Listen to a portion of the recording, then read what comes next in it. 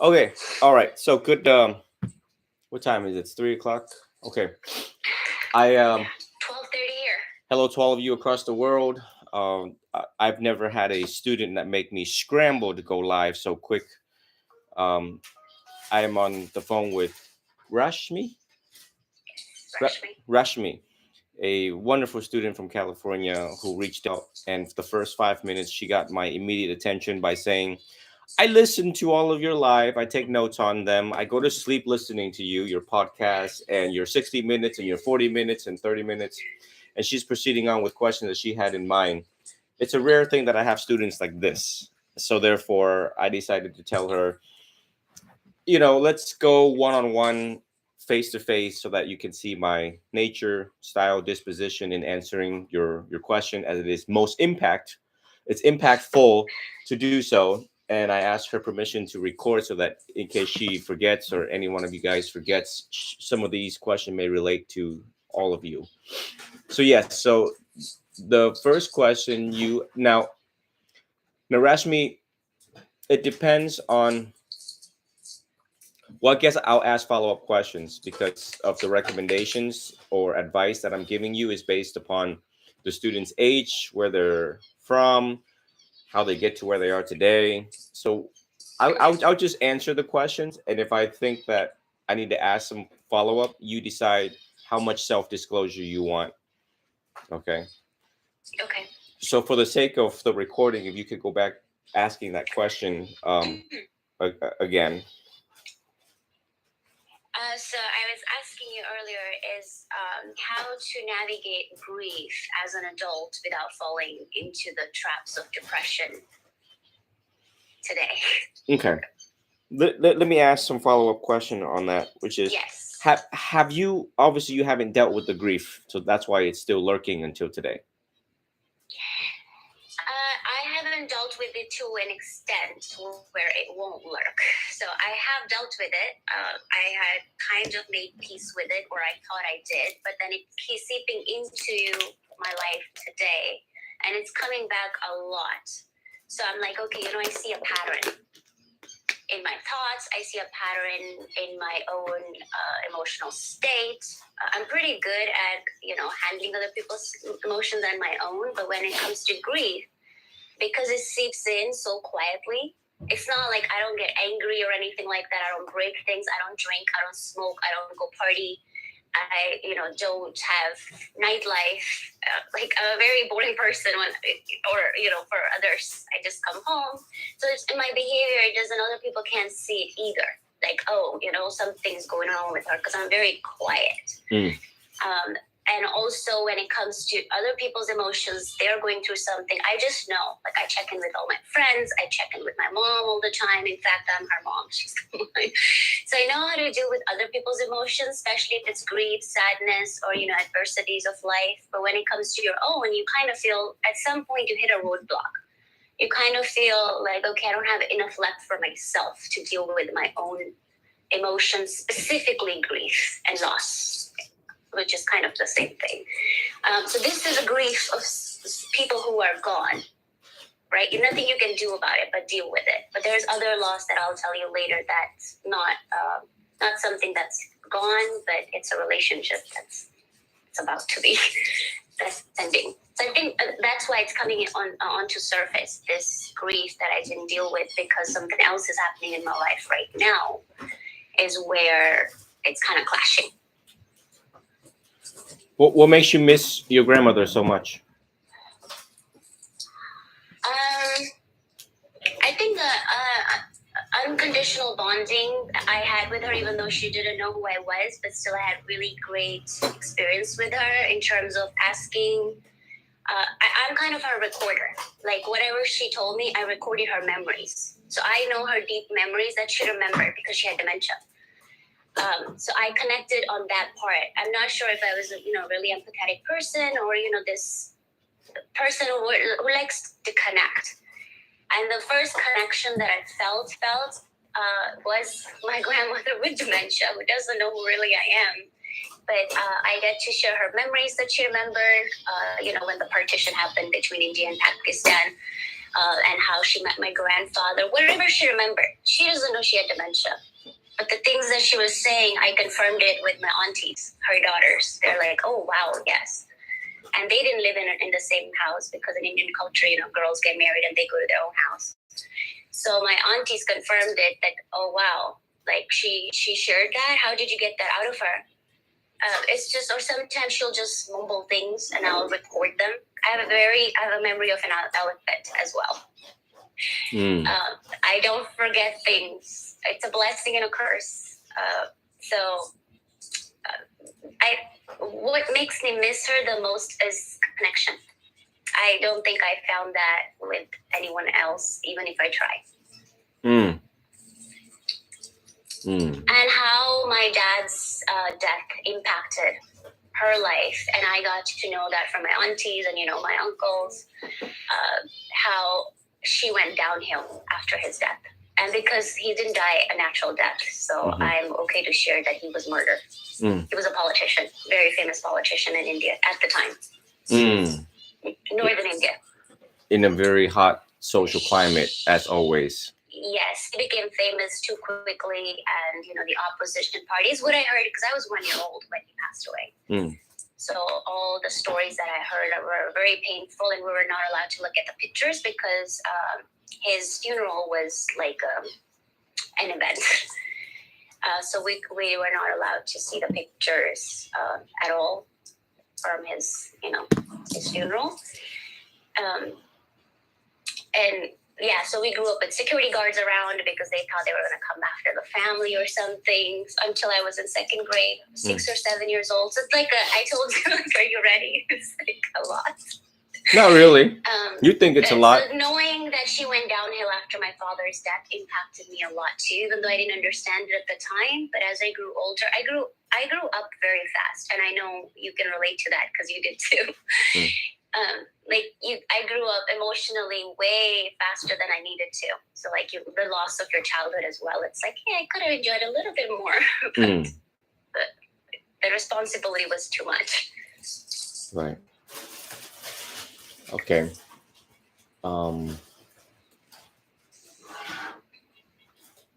You are originally Hindu. I'm sorry? You are originally Hinduism. Well, yeah, I grew up with both Hinduism and Sikhism because my mom comes from a Sikh family, SIKH, and my dad was a Hindu, and that was at the time considered inter-religion marriage or out-of-religion marriage or whatever. So they had their own story of how they got married because there were riots between Hindus and Sikhs in 1984 or whatnot. We were not even born yet. But yeah, I grew up with both. Hindu, Sikh. Okay, so what? Yeah, but as you grow up, you have your own. I just take what's good and what functions for me or what works for me from any religion, whether it's Muslim or Islam or Christianity. I study all. But yeah, I'm more to what I grew up with, Hinduism and Sikhism. Okay. Oh, I just transferred you to my laptop, so you're big and right in front of me. I need all my acne and stuff. Well, I didn't charge my phone. I just woke up from a nap, so I need my little insured drink. Hold on, let me grab it real quick. So what makes you move over to Buddhism if you were originally Sikh?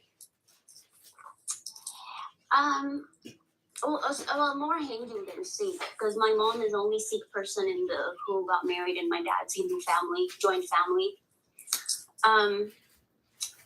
Like I said, life, just things happen in life, and certain religions are not doing anything for you.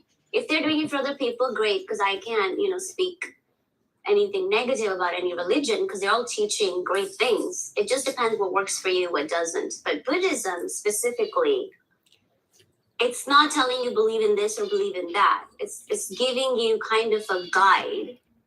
Take it or leave it, or take what works for you. And they're not preaching in a way like convert into Buddhism or anything. There's no push. Here is the guide. Read it, apply it into your life, and see what works. practice it because Buddhism is a practice. Yes. There's no temple you need to visit every single day or specifically do any rituals. I like that there's no push into this. I don't even think Buddhism is a religion specifically, because that's not what it preaches. Right. It's a way of life. It is. So, all right. So that's the book I'm reading. Good, It's because called No Nonsense Buddhism for Beginners. right, and you just so happens to choose a no nonsense Buddhist monk. Got it. Yes, exactly. Where When there's a will, there is a way. Right? Find it. There's a reason why I ask follow-up questions and not go directly. Please do. Yes. So from birth until now, you haven't been very religious or practice those ways that you've previously mentioned. You've lived a more social life, yes? I have faked practicing it with my parents. When you're little, you don't have a choice. They take you wherever they take you, and you go. Whichever temple, you do the rituals that they're doing. Sikhism, there are less rituals, so I like Sikhism way better than Hinduism, though, because I can't keep up with those gazillions of gods. Right. So, yeah. I did as a kid all the rituals that I could to, you don't have a choice. You don't have a voice either. Okay, all right. And so you've had more of a social life than a religious life, you would say? Yes, absolutely. Practical, too. And your time was spent from then until now studying? What have you been doing with your life? So I came to America at age 17. I was still in high school when I came here. So it's been, 17 years now? I came with my brother, my mom, and myself. But my mom's side of the family, her sister, her younger brother, and her mom were already here for like 3-4 months. But who brought us here is my mom's brother, who was here for like 30 years. Like he came in the 80s. So it was a long process. It took us like 14 years to get to America because, back in those days, uncle can't apply for you right away because you're not his kid. So anyway, long story short, I got here at 17, went through high school in California, went through college, got my bachelor degree, then got my master's in teaching credentials in California. And it's been 3 years since I've been teaching. Oh. How well do you know yourself besides the emphatic part that you told me earlier? Oh, sorry. Can you repeat that? It was like disturbance in there. How well do you know yourself? Ooh. I would claim that I know myself very, very well because I deal with my emotions. I don't ignore them. Whatever it is, I like to sit down with it. I write journal. I have like 2 journals already. I write poetry. There are ways that I will deal with my emotions. What I don't do is ignore them. Like grief is only, I think, one thing that I have put it on the back burner. But again, like I don't take it out in anger because I don't get angry like that. Or break things, or where people will be like, I'm concerned about her. So. When you occupy other people's emotions, or you take on your shoulders things. Sorry, my remote read out. There's a lot of disturbance coming in from. I think I'm not sure what's going on, but it's like a radio kind of frequency disturbance. And I'm wearing headphones, so I hear it more too. I don't know what it is. Is it on my end? Sorry. No, my Wi-Fi is working. Does it usually happen? I don't know. Can you hear me now? Can you hear me now? I hear you, but with like aliens talking in between too. Okay, let me call you back. Let me call you back. Okay, thank you.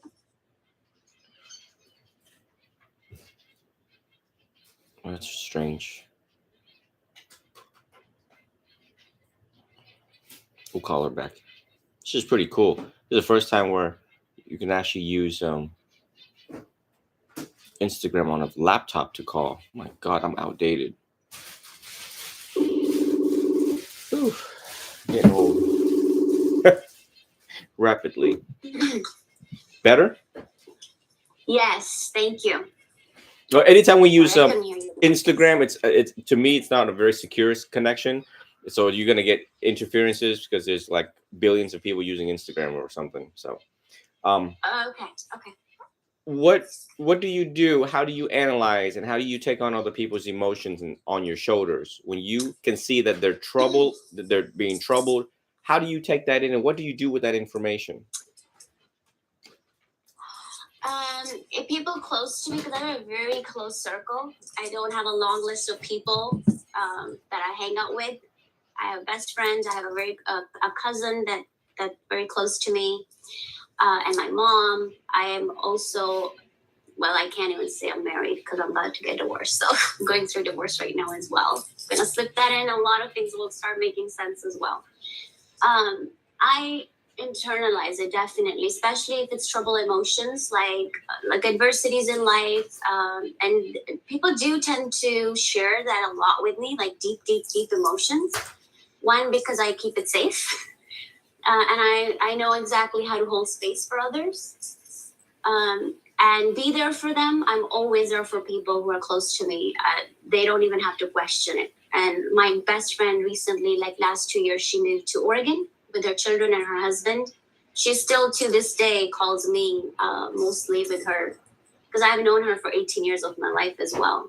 She's Russian, by the way. She's not even Indian, so we're two different cultures. So I do internalize it. And because I'm a very emotional person and empathetic person, I kind of usually know the answers to whatever they're troubled with. I don't know why. I just do. Or it's just a natural instinct when it's for other people. You tend to show up more for them. And it's kind of a pleasure thing too. You feel good when you do things for others. It's like, oh my gosh, I have deposited another, good karma or deed or something, because even though you don't think about it, it's like, oh, I did something good. It makes me feel really good, actually. Even though if I'm emotionally exhausted, and have nothing left for myself. So, but yeah, I do internalize it. It's like it's as if it's happening to me. Where do you think you have neglected yourself? Do you think you have neglected yourself as a result of focusing more on others?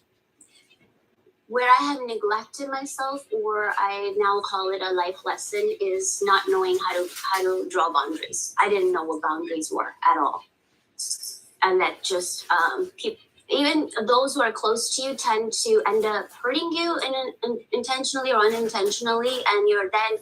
I think people close to you teach you what boundaries are than people who don't really know you.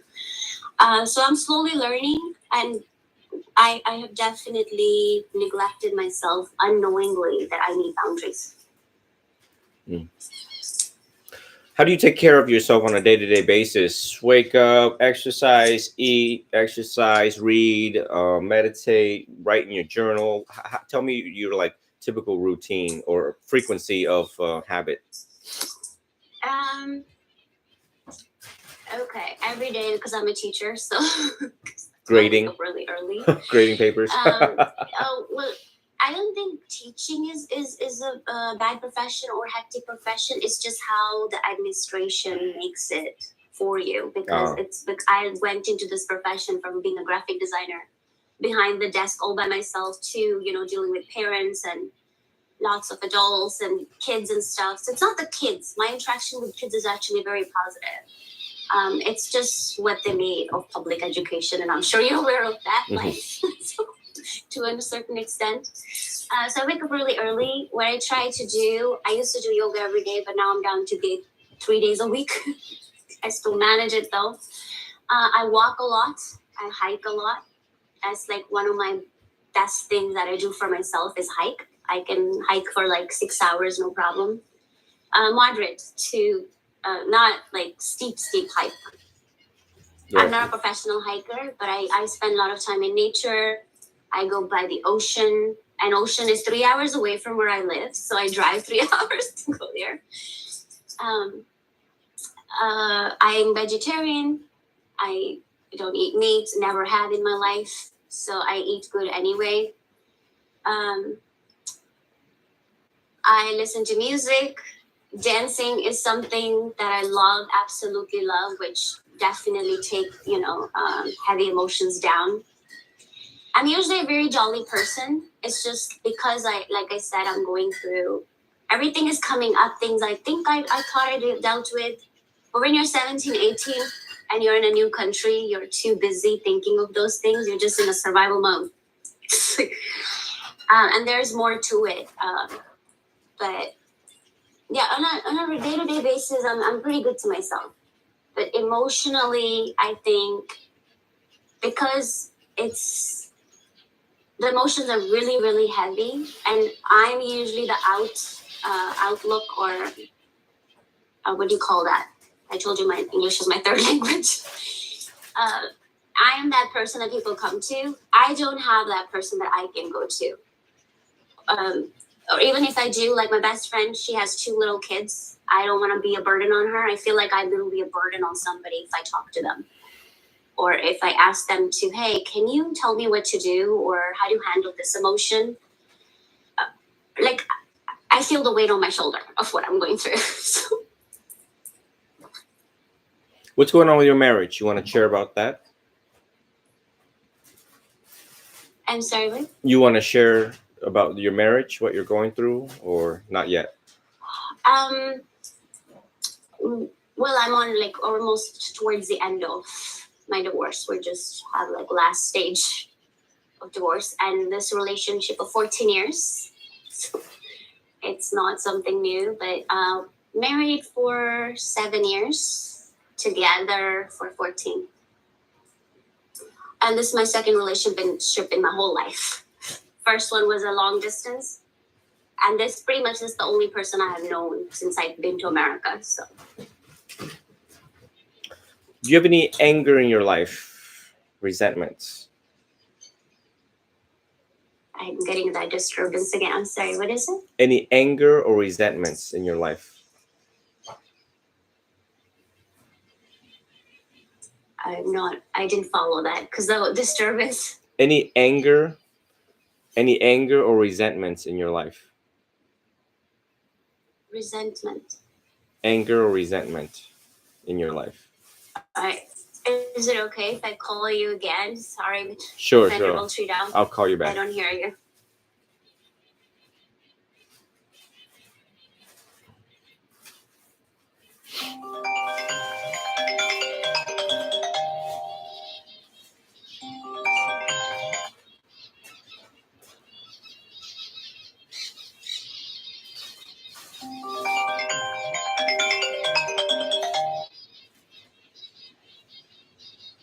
Okay, can you hear me? Can you see me? Yes.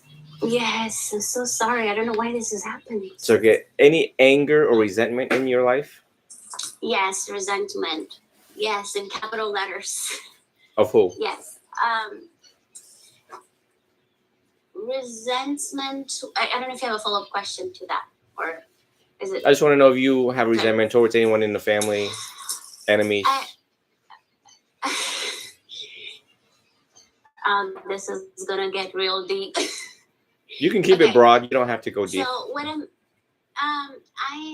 think what I'm recognizing is it's kind of like my life right now is mirroring.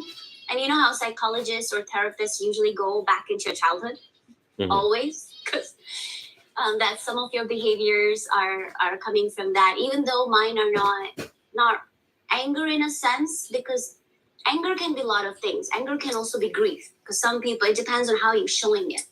So when my anger, let's just say anger, because I'm not somebody who like break things or gonna curse you out or like, really come at you where you need to run for your life. So mine is very subtle because I have a grip on my emotions. You will not feel like I'm dominating the conversation when I can express, I can give you space to explain things. Because for my own clarity, for my own understanding is why you did that, or why do you think I deserve that, My anger or resentment, let's just say, comes from when people have no answer. They give me silence. They're like, well, I don't know why I did that, or deal with it or something. And this happens to me, or have happened to me a lot, is people who I thought they got me. Like, they're very close to me. They just, I don't know, like, I'm not sure, not aware of of their actions or impact of their actions, especially. So going back to my childhood, it would be my brother, who was a very, very troubled child, extremely troubled child, and having a single mother. He was 2.5 when my father passed away, almost 3 years old. So he took that differently than I did. His anger is what I had to deal with. He was an extremely angry child, and the kind who break things and throw things and steals money and had a bad company growing up. So I felt like I compensated my mom for his behavior and helped her to kind of raise him pretty much, even though I'm a younger child. But in Indian culture, girls usually pick up a lot anyways. Especially the burden of their parents. I'm not sure if that's just a nurturing thing as being a woman or a girl child. But I didn't even know up until like 8 years old, I didn't realize we have a single mother because I grew up in a joint family. So my dad's brother was there. We kind of grew up calling him dad. Or it just happens to be. Then I started questioning this. Like, wait, he has his own children and his own wife. What? How is your dad? So anyway, I figured it out. So I started questioning whose picture is that on the wall, and then my auntie's like, that's your dad who is in heaven or whatever. She explained all that stuff. But so the anger and resentment I would say would come and how I clash with my mom. I love her to death, but I clash with her. It's like, oh my gosh, I parented him with you. Why didn't you deal with that? Or, you left me alone in the house with him. You knew he was an angry child. And my mom had to work, obviously. And I was a straight A student who would not miss school no matter what. And he did not want to go to school. They tried everything, put him in like a Buddhist hostel in India, in Delhi. Didn't work, where they're very strict. It's like a military school. You gotta cut your hair short. You have to wear like white stuff. And he couldn't deal with discipline. It's very out of discipline, and I'm a very disciplined child. So my mom didn't really pay attention to me growing up because I'm not the trouble kid. So it's like, yeah, she's fine. But him, I gotta give more love to. And, having to work with children and study child psychology, I'm like giving more of something that they don't already know how to use. Or discipline is what he needed. More love was not. And discipline can look like, harsh. That's what he needed. But I guess my mom being a single mother and, working full time in India, and having to raise 2 kids, I empathize with her. But my childhood was lost just dealing with my brother's BS pretty much. Right. So yeah, and then I see that show up kind of mirroring in my marriage, because I ended up marrying, I feel like sometimes I tell my mom, I'm like, did I just end up marrying a version of my brother? Because that's that. Yeah. So I'll go in more depth, but if you have any question or guidance. Okay. So now I'm going to answer your first question. These follow-up questions were dancing around to get enough information to make an interpretation in my head in order to answer your first question. Because if I just answered, it'd be too easy. It wouldn't do it justice. Oh, no, I know. Without. Yeah, you need to know the context. Okay. Without the context, you need to know where I'm coming from. Yes. You remind me of my one student, Jordan, who also told me the same thing, that he takes on other people, just very emphatic. So number one, that's what's right about you. And that's what's wrong about everybody else, because we live in an individualistic society where they don't give a crap about anybody else. It's all about me. And you are the total opposite of that, which is a rarity, which is an absolute gem and diamond in the United States, nonetheless, the entire world. Yeah, you've heard me say they have mastered the art of not giving a shit, just because they're so narcissistic and self-centered that they just, that's them, that's who they are. It's the causes and conditions. And I grew up similarly like this too, what we call emotionally intelligent, where we're able to see people's face, sorrow and sadness, and we just wonder why. And the more information we get from them, we become more sad because we realize we don't have any control to fix what it is they got themselves into. And then we go home and we recycle it, and then we get really sad, and then we just sleep it off, or and then if we see him more again, then it's just like, oh my God, I'm so frustrated. What's happening right now with my best friend? So on and so on. So I think human nature, we have this particular percentage where we do, in fact, we're social animals, where we do take on other people's pain to try to figure out. The ability for us to communicate also magnifies our experience when encountering with other people. So in Buddhism, and from a psychology standpoint, and from School of Jidao standpoint, is that yes, you should have boundaries. And how do we establish boundaries? And how do we? And it's not the type of boundaries that you think. It's the type of boundaries from how I teach, and where we should know when to stop investigating, stop being curious, and return back to ourselves by reminding ourselves the teachings of karma. The teachings of karma, their roots, their intelligence, their ability to rationalize the reasoning aspect of it for that particular human. I'm around students a lot, and most of the time I just observe like a scientist to see their decision-making process and see how calculated they are or they're not, how calculating they're not. And of course, before you cook, you have to calculate how you're going to cook a food.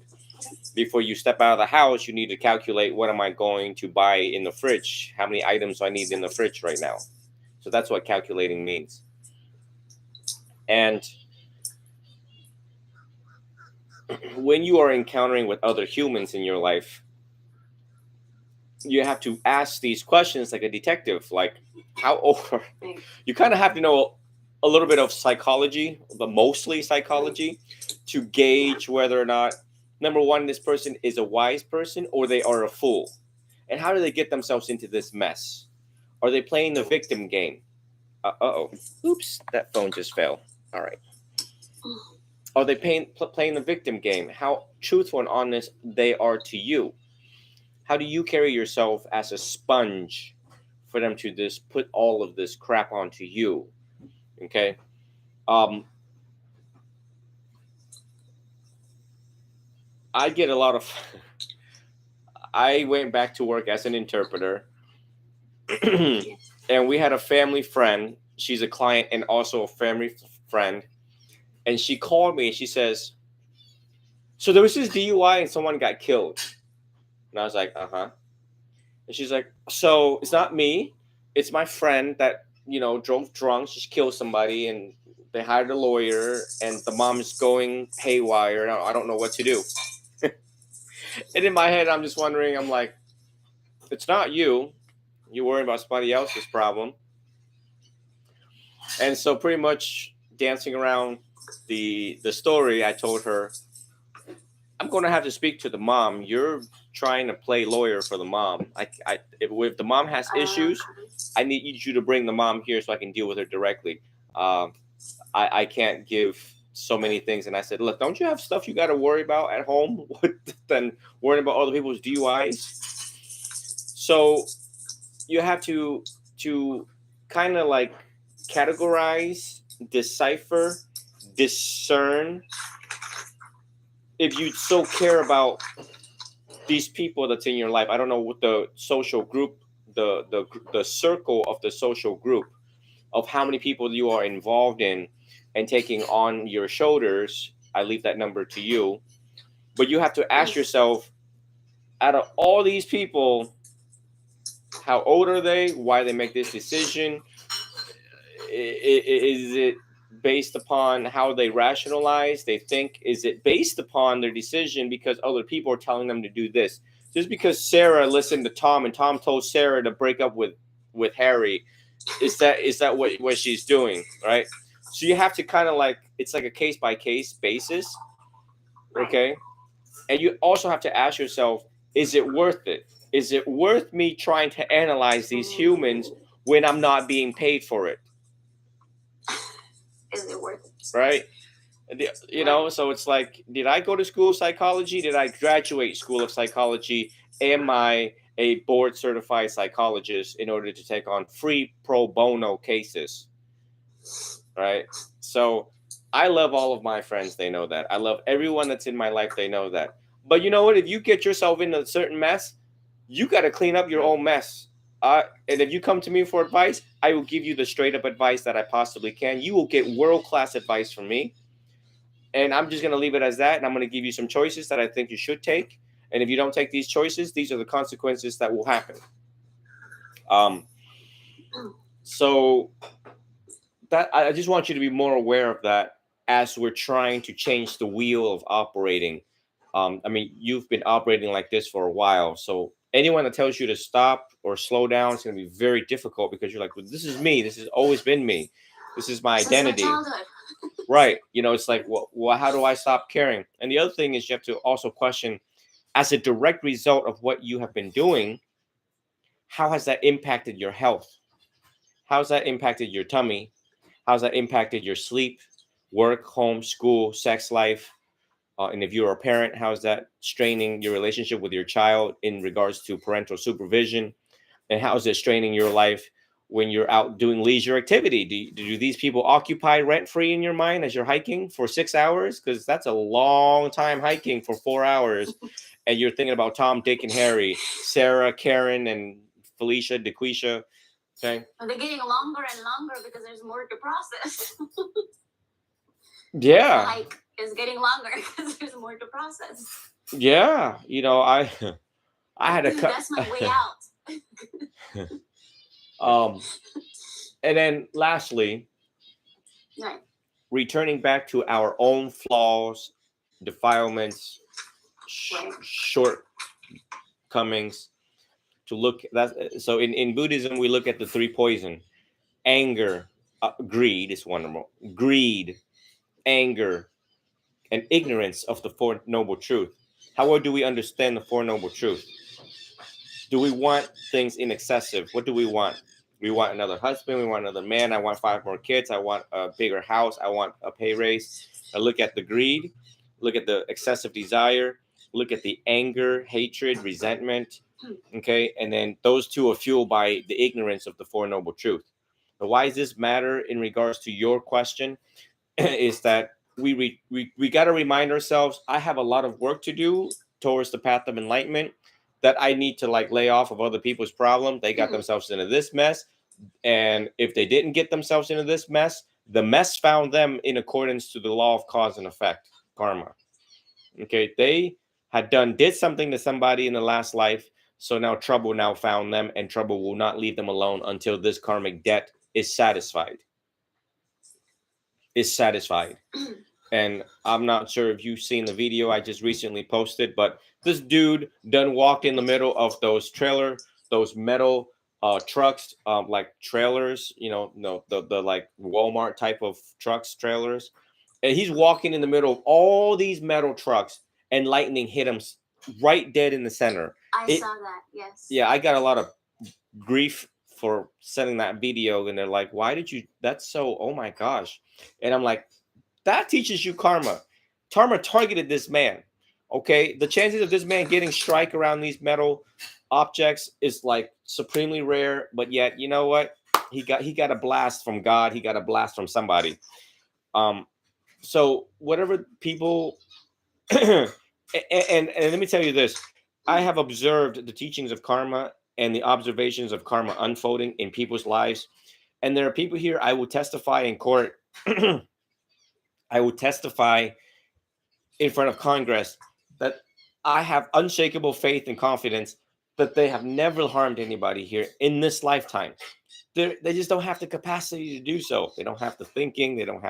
They just couldn't. But karma just would not leave them alone. Ooh, I'm losing my voice. Where's my other trick? while you get your water. I was just having this conversation with my mom yesterday. I'm like, I have not heard even a single ant or a spider in this lifetime. Just all these things that are happening out of my control, no matter how much I try to control. It got to be my karma from past life, or I was Hitler's girlfriend or something. I don't know what it was.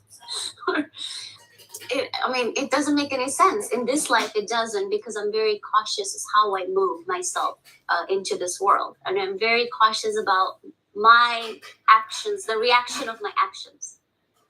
And everything is coming from a very thoughtful process, because I know what I'm saying, I know what I'm doing. And if I have hurt somebody unintentionally, will never be intentionally, I'm going to give you space to come to me safely and tell me what I did wrong so I can explain it to you.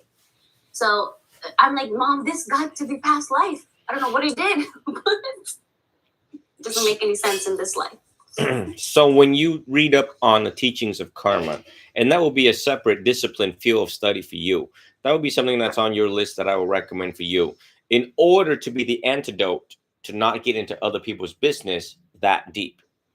You can know it on the surface. You can know it on the surface level and just leave it as that. And you have to ask yourself, I'm not being paid for this. I am a teacher. Unless I am getting extra bonus, unless I am getting extra vacation time, why am I digging into people's problems and so on? And as a direct result of digging into people's problems, you could also get in trouble for that. And you know that. And you know that by getting in too deep into people's problems and being the unsolicited lawyer, unsolicited therapist, you can entangle yourself into other people's mess, and you're not being paid for it. And you can be a witness in a court of law. And you know that because you know too much information. Okay? So the boundaries right there is where I don't have. That's why I'm telling you. Right. That's why I'm telling you. That's why I'm telling you. These things that you have probably forgotten, and it's a human's job to forget, because we get wrapped up after this phone call. Hell, you might call 10 other people. So I have to make sure that it is impactful, that I get straight to the point. I'm going to get analytical with you so that you exercise your intelligence and realize that I have a lot of things to do. I need to return back to myself. All right, so karma, you need to brush up on, you need to study that so that you realize that, girl, I done love you, but you done got yourself into this mess. And when you also see the educational aspect of other people, their educational attainment, their spiritual attainment, they can have 2 PhDs, and if they are not well rounded in spirituality, and the word means spirituality just means knowing yourself, and if they don't know themselves well enough, they still make mistakes and still make ill-advised decisions. Yes. That you will witness, and then you're going to scream at them for, girl, you dumb. Girl, you dumb for doing that. You have a PhD. How you going to do that? Right? Or you're going to yell at Tom, like, Tom, that's not smart, Tom. Stop doing that. You're doing it every year. Okay? You just explained my marriage. That's what I dealt with my husband. So... And he works in a law enforcement, but the mess that he has created being in law enforcement is like, oh my God, you should have known better because you work for the law. So yeah, without going, disclosing his personal life, but just on a marriage level, what you just explained, it's not the girl, it's me dealing with my husband, and that yelling and that screaming, it's like, you know better than this. I believe in you. But no, not again. I deal with that the person that I ended up marrying does not know himself at all, not on a deeper level. He lives on a surface level, and I'm a very deep person, so we are very different on that aspect. You do ignore that at the beginning of that relationship, but it catches up to you. Yeah. Because you're just compensating that. You're like, oh, I know more, so maybe I can do more. And of course, being from Indian culture, the women just end up taking a lot more than they can handle. Just because I'm like, oh, I know how I dealt with my brother. So I recognize trouble. It's kind of like a magnet and an attraction. I'm a fixer. It's like that. I'm like, no, I can fix this. I like to fix problems. And, then maybe that's why I also chose teaching profession. But you're also dealing with an adult who have lived their 25, 26 years of life before you at that time. And born and brought up here. They're also from Indian family. So I when I recognize trouble, I'm like, no, I know this. I know this chaos. I know how to deal with it. And that's where I was saying, where I see the mirror reflection of troubles from my brother in my husband, even though they are totally different people. He grew up in India, with a single mother. My husband comes from a huge family, 6 siblings. Both parents are alive and well, in their 70s, working parents. Parents been in this country since they were 16, 17 years old. So huge family. And everybody's alive and well, even including his grandmother who's 98 years old. So, and parents have 6 and 7 siblings. And he comes from a very well-knitted family, but then having all these other troubles. And I don't know, I think it's just being in law enforcement gets you like, not a police officer, but a probation officer. Yeah. It will change your views. It will change your views on people, and there's control aspect, anger control aspect. It will change your views. Yep, coping, destructive coping mechanism. All right. That is what I dealt with a lot, not knowing, because I'm not a psychologist, but dealing with somebody's alcohol issues, it's a whole another monster to deal with. Right. Now, after your divorce, there's going to be a bunch of emotional impact that you also have to process too, in order to redefine yourself. Like, wow, holy shit, whew. I am now how old this year, and I'm going through this right now, and so all that's going to come rushing in. You're going to have to process that. You're probably going to need a therapist, so you have a lot of things to do. This is like a pivotal point in your life where perhaps this is a good intervention to, number one, you sought out a spiritual teacher because you realize that I'm doing too much of something, and I need someone to tell me that I am doing too much of it. I have been neglecting myself. So I thought I know myself, but perhaps I probably don't know myself that well. There are things that I need to brush up on, certain skills, certain qualities. And the next couple of questions that you may want to ask yourself is, the other religions that you have been identified with or brought up with or so on and so on didn't resonate with you. And perhaps if Buddhism is going to resonate with you, then we do have an end goal, which is nirvana. And whether or not you want to reach nirvana, it should never be a oof, because it's actually very easy. A matter of fact, you have been writing down my quotes. It only takes one quote for you to reach nirvana. One. It only takes one. Just like in the days of yesterdays of the Buddha, he uttered one sentence and the human became a saint. Full enlightened being. That's nirvana, like permanent. An arahant, a fully enlightened being. So that's why we're here. That's why I stopped. I was in bed when you called, and I was just like, oh boy, here comes another one. And then thank you.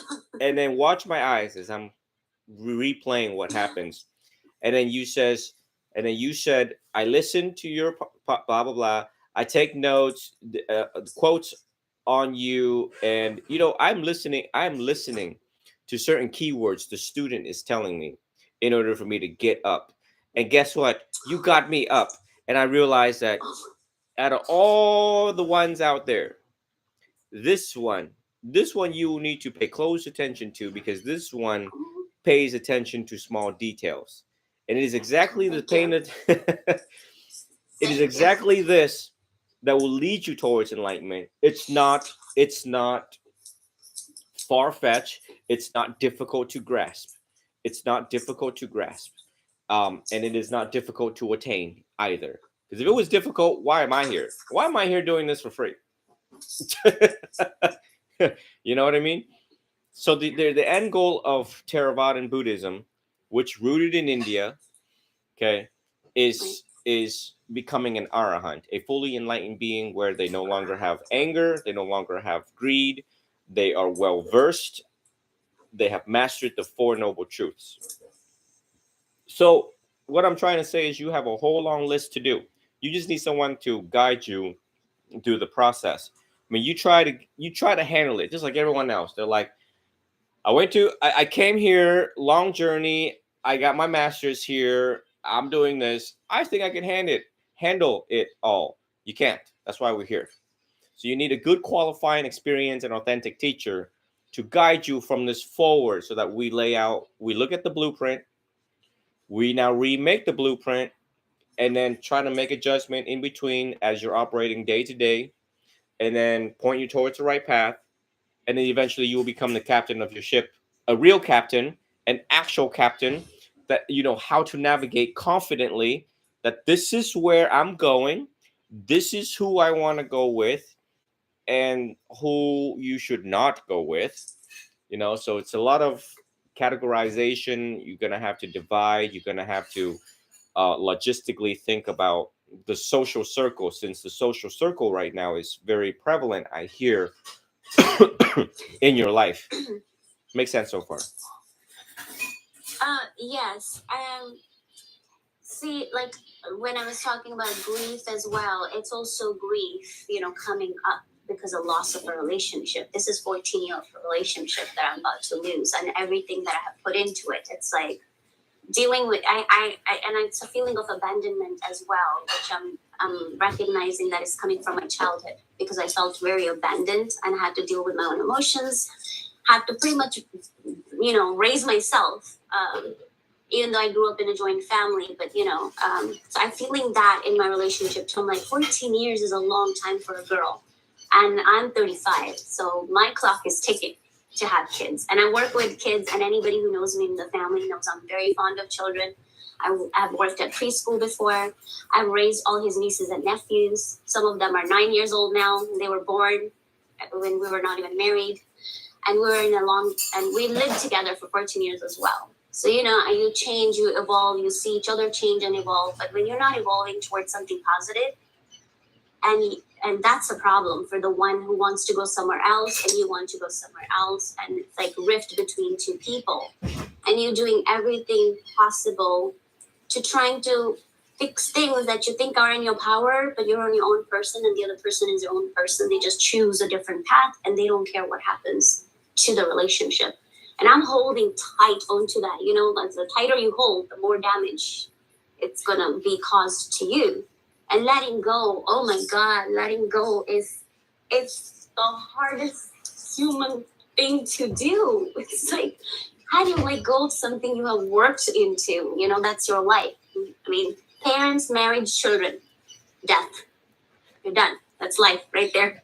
So, I'm like, okay, parents, was a single parent, and then, I got my own childhood stories, then you got married, and then this is getting lost again. That's 14 years of your time, your efforts, your energy, not just into him, but also his family, especially his parents.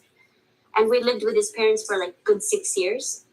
So I'm like, I'm not losing just one person. I have to lose your parents as well, the relationship I had built with them, which was a very good one. And mostly it was my work put into that, because the daughter-in-law does more work because you're going into the family and whatnot. And then I think you're going to need another phone call with me to tell you how my relationship evolved with my mom, because I love her to death, but I feel like I was more daughter to her than my mom was mom to me. That makes sense, because she dealt with her own stuff, and I had to do that work to empathize with her losing a husband at age 25 with 2 children. So I did the work to empathize with that, but then it still doesn't feel fair to me. I'm like, it's still my childhood. I didn't ask for this. So, like you going to all that deep feelings. It's like, God, you brought me into this world. It's not my responsibility of what happened to my parents or whatnot. The family dynamics change. And I feel like I took a lot on my shoulders. And just also, I know my mom, I feel like more than she knows herself, because my mom is emotionally, it sounds negative, but it's not, trust me, because it's very hard to say anything negative about your mom, because they're the nurturers and, they're holding the world together pretty much. But I feel like I was more mom to my mom than my mom was to mom to me, because I understood her emotions. I even navigated it for her. I'm like, okay, I know when you were 20, I've been 25. I've been 30, so even though I didn't live her life, but for me to try my level best to put myself into her shoes, I did that work. that's why I didn't punish her for anything that she did or her decision that she made. And then having to understand her as a parent to me is different than it was for my brother. Right. And the imbalance there. It's like, wait, did I not deserve as much as love as I was a good kid, A student, never troubled you, never asked for anything? And when you talked about greed, I'm the least greediest person on planet Earth. I don't have urges like that or chase money like this. And teachers don't get paid, so that's that. I live a very, very subtle, basic, neutral life as much as I can. Even though I'm a woman, I don't have like, I need 10 shoes, pairs of shoes, matching lipsticks, matching jewelry. None of that. That's my mom. Stuff. Even though it's That's your mom? That's my mom. Okay. Yeah, and I'm a very minimalist person. At least I try to be, because I want to do all the luxury needs to go here. Because this is how we function. If you have your mind, I want to put all the work here. So whatever money, whatever things that can go here, the training, the yoga, whatever, I want to spend it here. Because I'm interacting with other human beings. So I always make sure that they are left with something positive when they interact with me. They're not like, her again. I don't want to talk to her. I don't want to deal with her. So that's why I don't have a long list of friends or anything. I literally have 2 friends for the last 18 years. Because I don't party, even though I have gone to school pretty much my whole life. I did not keep up with those people because they are party people. I just not that person. So I'm a very boring person, I guess. So to speak. So greed is not something that bothers me, but the feelings of abandonment that's coming up, it's all human conditioning. I understand 4 noble truths. Not that I know how to navigate all of them. The first 2 I understand, the suffering and the reasoning of suffering. They all make sense, and I'm an overthinker as well. I try to put 2 and 2 together way too much. The dots need to connect.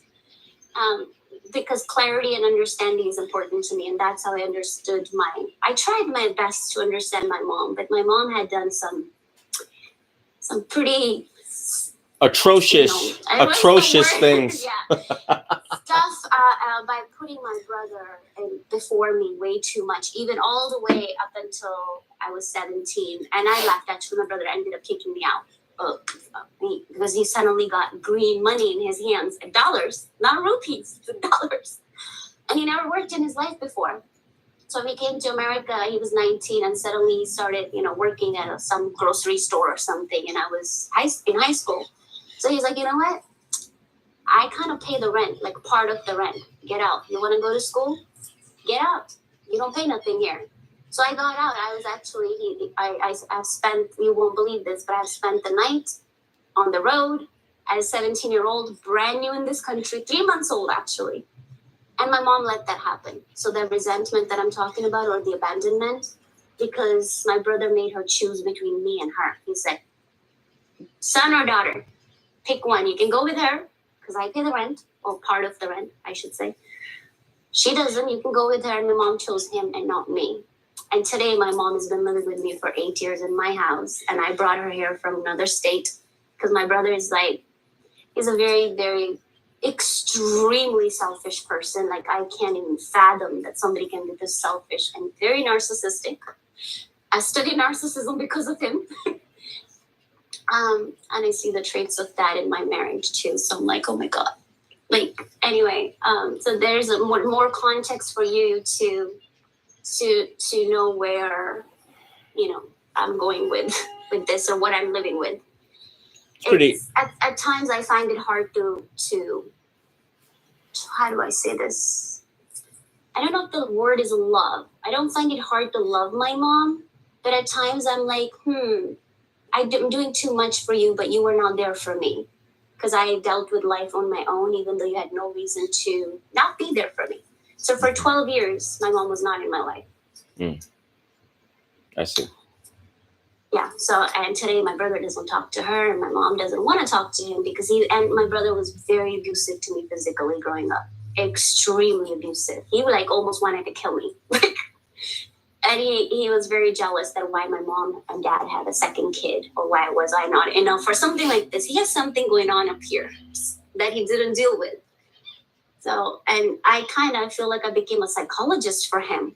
Try to understand his emotions. And now, because I work with children, right, not just kindergarten, but I work with fourth graders and fifth graders, and I see, and this is America. That's India. It's totally two different worlds, and how we grow up and how parenting is and all that stuff.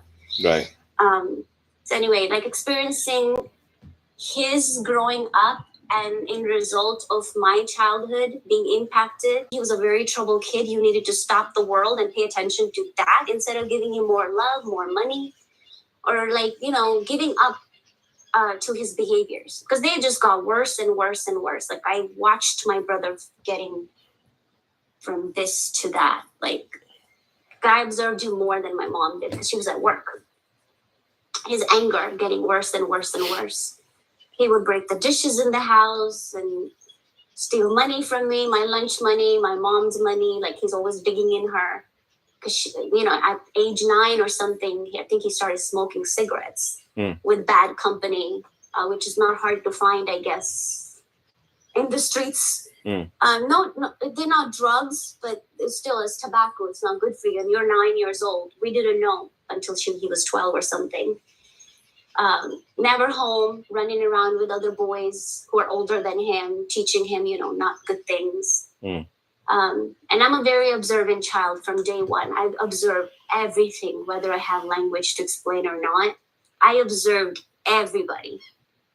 And my memory, like I said, is like an elephant. So I remember how everybody was behaving. And I'm like, oh my God, I know better than that at 7. Why these adults don't know what to do? Well, we just need you to put that memory while it's still effective into the teachings of the Buddha, because it will serve you well towards your older days. And we have to learn to throw all the other memories in the trash, because it's obviously does not serve us spiritually, does not serve us in any way, shape, or form.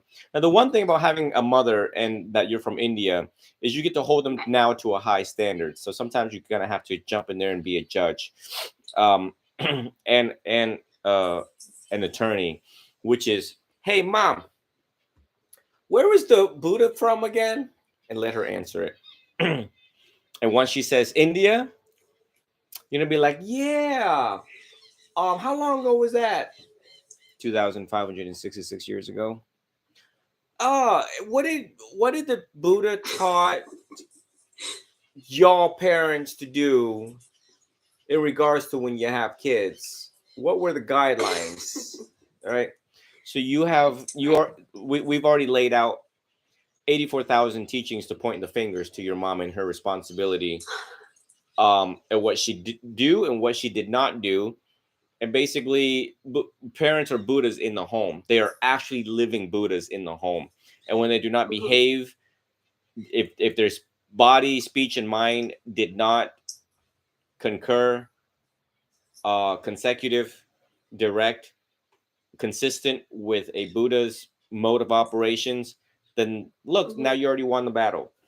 And when they argue with you, that's when you said, you know, but I think I heard that the Buddha had said, if you can't help other people, at least don't hurt them.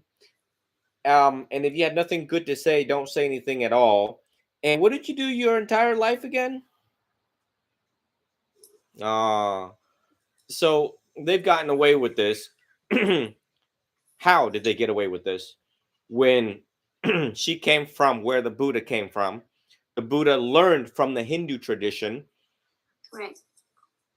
So where's the excuse come from? You know, about what, you lost your husband. What else did you do? I mean, have you been reading? Did you pray? Did you meditate? What did mom do most of her life? And what kind of a rule book did she use to discipline her children? Right. So that's what, when you come back around right now, you call and you be like, hey ma, don't you think you played a little too long, a little too hard? Or you just became intellectually lazy? That's why we're here today. That's why I'm here today. That's why I'm pretty messed up the way that I am, because you were intellectually lazy, or you were just lazy in general, right? So these are some very harsh things very direct things to say to wake people up. But it is exactly that, and then what mom, you're going to blame it on our culture that hasn't been serving us well? You're going to blame it on our laws and culture because our laws intertwine with our culture, Indian laws. So you just have to wake her up and skillfully have the conversation if it's worth it. Because at this point in my life, there are certain people in my family where I have adjudicated them that they are incapable of understanding the Four Noble Truth, and they have poor roots. So they had a poor upbringing, and as a direct result, they are not incapable of understanding the Four Noble Truth. Uh, and so I'm just gonna be like, so I look to my right, and there's piles of books that I have to read.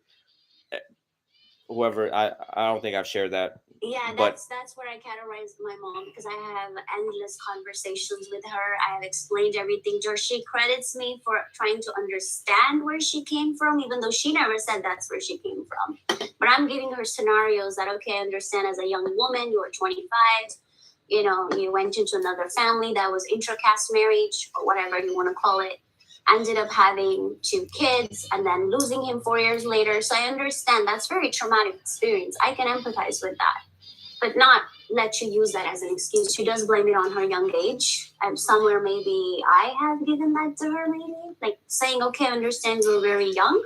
I'm 35 today. So I don't have kids. Thank God. I mean, it's thank God or anything, not thank God, because clock is ticking. But anyway.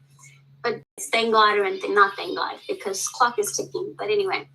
But imagining at 25 being a widow in India, it's very hard because that's not America. The culture and losing your husband in India is a whole another level than losing it in America. Right. America is no big deal. It's like single mothers are everywhere. Right. It's like part of the culture where it hurts. I don't know how people navigate that, but I'm about to be one, but without kids, not a single mother yet. So like I said, I'm a very empathetic person, and I navigated life or try to understand a lot of things through my mom as well, as how she was as a mother. I don't say she was a bad mother. I will give her the credit that she did her best given the conditions that she was in. She had her own family, but she married my father against her dad's will. So her dad is like, you lost your husband, deal with it, pretty much, because they were very upset that she, ran away from home and got married, even though she just went across the street because they were neighbors. And so that's a whole another comedy. So they did not even see us until I was like 5 or 6 or 7, something like that. They did not want to have anything to do with us. Right. And I also call it like somewhere I feel like the generational curse or generational trauma. I feel like I'm the breaker. I'm the black sheep of the family. That I have to take all of this and I have to be this understanding person or, know or seek knowledge and seek it through. Obviously, I made it here. So somewhere I've been seeking for a long time without hurting other people because they say hurt people. I kind of disagree. You've been hurt in your life and I don't think you have hurt a fly. So like I've listened to your insane stories that you have shared. I'm like, what? What? How did he become a monk living this kind of life before? And then your profession is insanity. It still is insanity. I'm just now recovering. For the past 2 days, I'm just now recovering from a long week of BS. And certain BS that unfolds in this family is still going on a certain level. So that's why when you analyze my nature and tone of voice in certain videos, you realize, oh, he's pissed today. He's pissed today. Oh, and I love it. I love it because you're doing it as a monk and so articulately, as best you can do. I'm like, just imagine a regular human being who have not practiced Buddhism. So we will just lose it. But watching you, listening to you kind of gives you that anchor. And even though, this is the first time I'm interacting with you one-on-one, but just listening to you, that's why I call your service is powerful. And you know that. That's why you don't stop, even though I did stop. Last question over here, it's like, how do you unwind as a monk or detox from all that you absorb from people? And today, myself. And you That's should my last question to you. you should also add, and how do you stay so young as a direct result of unwinding? Mm. Right, we're kind of the same age. I know there's So let me back up a little bit. But Right. yeah, yes, no, I've already retired from this one-on-one session, but yet I'm still doing it. I've already announced my retirement. I've announced my retirement like 3 months ago that I wasn't going to do one-on-one sessions anymore. And then it's funny, every time when I announce any type of I retirement, missed that part. yes, yes. So that's how I know, how many people has been listening to my podcast or my YouTube, whatever, because I will announce certain things and I know the timeline. And when they tell me or when they ask me, and I'm like, oh yeah, you've gone back in time. But no, I had to go to Ohio on an emergency family where, the children were involved. So they actually flew me up. It's crazy. I'm still doing counseling today. And Going- your Vietnam trip is keep getting delayed too. Yeah, my visa just came 2 days ago. So now I'm frantically putting my stuff together. I wanted to go back a little bit when you said, Right. yeah, I put a lot of time into this marriage and I'm going to lose it. And how, birth, old age, and then death. That's it. The end. This also ties in with your mom about how the teachings of the Buddha has been around for 2,500, 600 years old. And nobody heed the advice of the Buddha. Nobody wants to hear it. Nobody wants to hear it. No one, or they heard it and they don't want to practice it. And they never took it to heart. They never took it to heart. And I tell you what, I was still listening to Dhamma talks last night till 3 a.m. last night. I was listening to one of my teachers. He lives here, but he's now in Vietnam teaching, but he's going to come back here. It's funny. He's like one of the world's most famous Theravadan monks. And he lives right here in my city. And he reminds me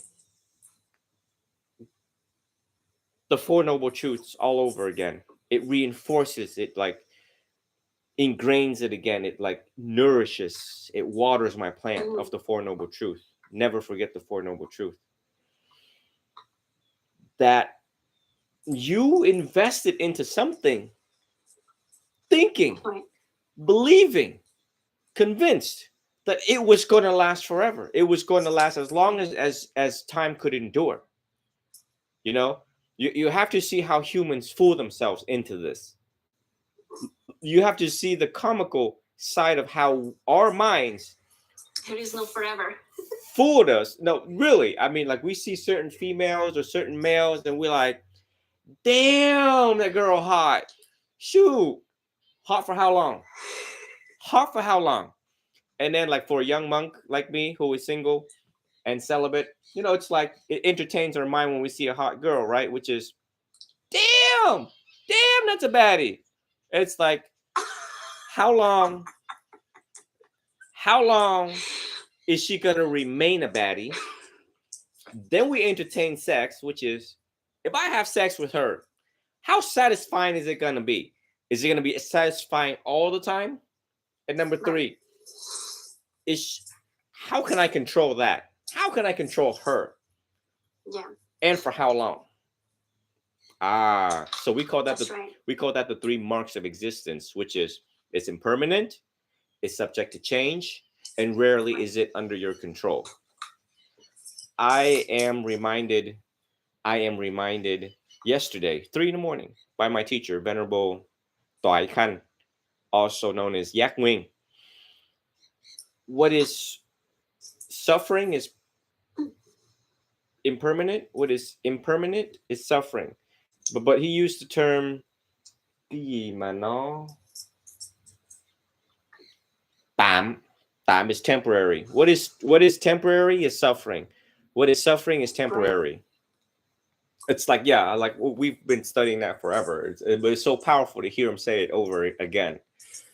And divorces like this wakes you up to the 3 marks of existence and fortifies direct proof that the Buddha was in fact right. Oh my God, he was right the whole time.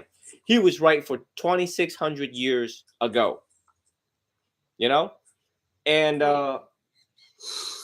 it's like, well, damn it, I'm 35, and this is going to be the last call, the last wake up call that I need, that I want, and it's change starts now. Now I'm going to live life more intelligently. I'm going to live my life in accordance to the Four Noble Truths.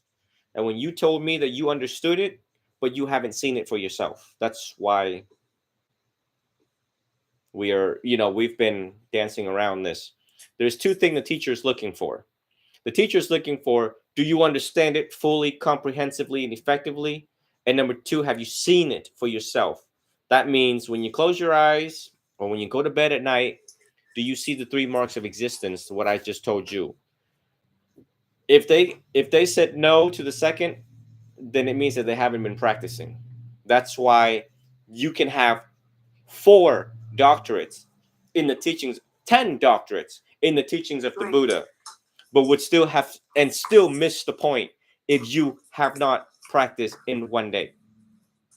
Okay, well, I haven't practiced your entire life, right? And that's the wisdom that I expound, the wisdom that I have accumulated was a direct result of 23, now going on 23 or 24 years, 23 years of meditation. I've been meditating and reflecting and never stop at working at myself, my greed, my anger, my ignorance for that long. You know what I mean? So therefore, for the rest of you who are listening around the world, it's like, oh, well, we've read it and we haven't meditated. So I guess it's time to meditate after we've read it so that we can see this unfold. The next relationship that comes around you, because you are beautiful and young and smart and intelligent, and you are the way you are. You need to approach the next one very carefully. You need to cultivate yourself as your own psychologist. You got to profile the next man.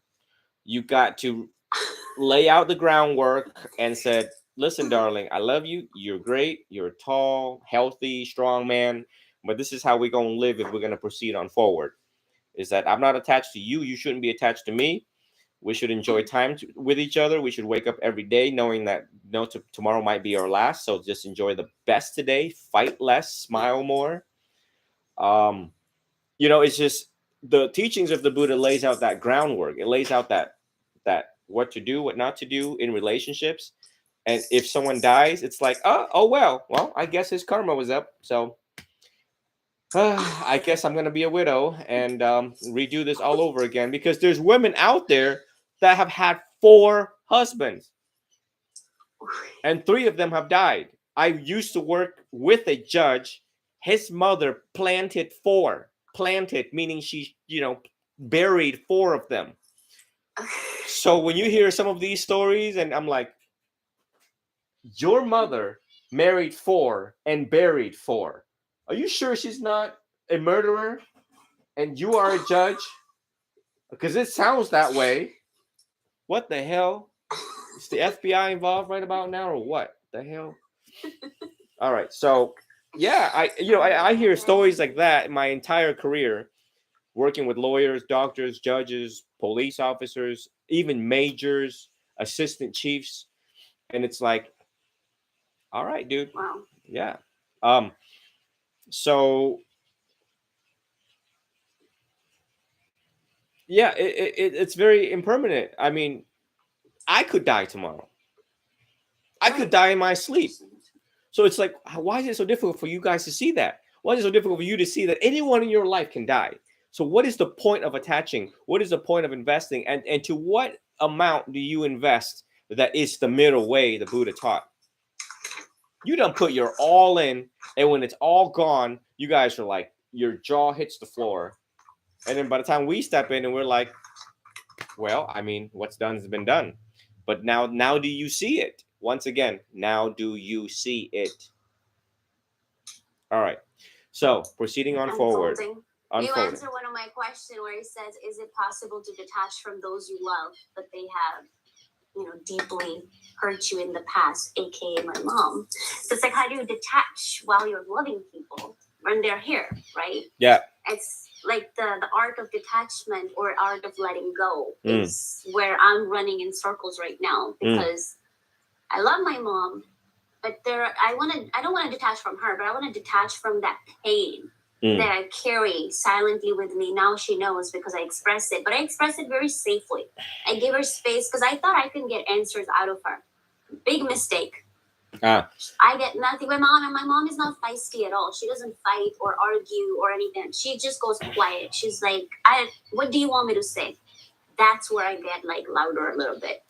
I'm like, what do you want me to say? I don't know. And you should know why you did what you did. Like, it's that why question, because there has to be, because when I do something, I know why I'm doing it. They deflect. She deflect. It's passive aggressive and gaslighting. They want to play lawyer, but the smart route, the route that gets your high blood pressure up, and then you die of stroke later down the road because you're just like, I can't believe. And that's when you don't need for them to reply. You just need to know what the truth is.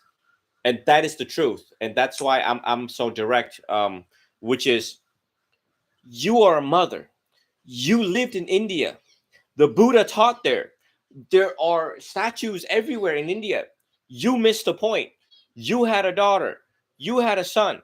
You had kids. You failed to receive the wisdom of the wise. As a direct result of that, we suffered.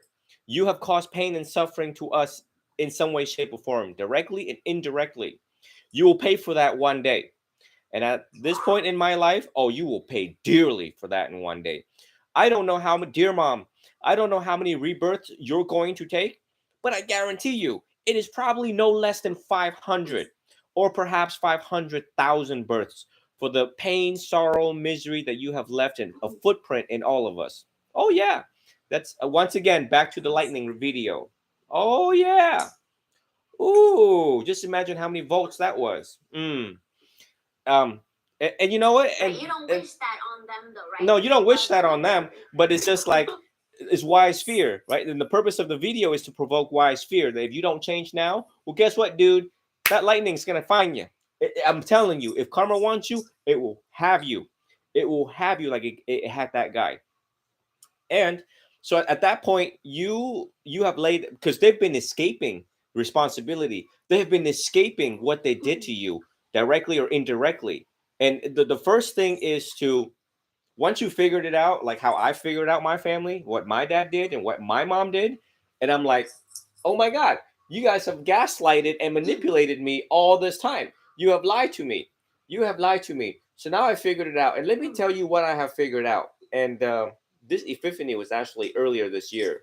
Wait, yeah, I think earlier this year, where I confronted my dad once again. And he played that game that your mom did.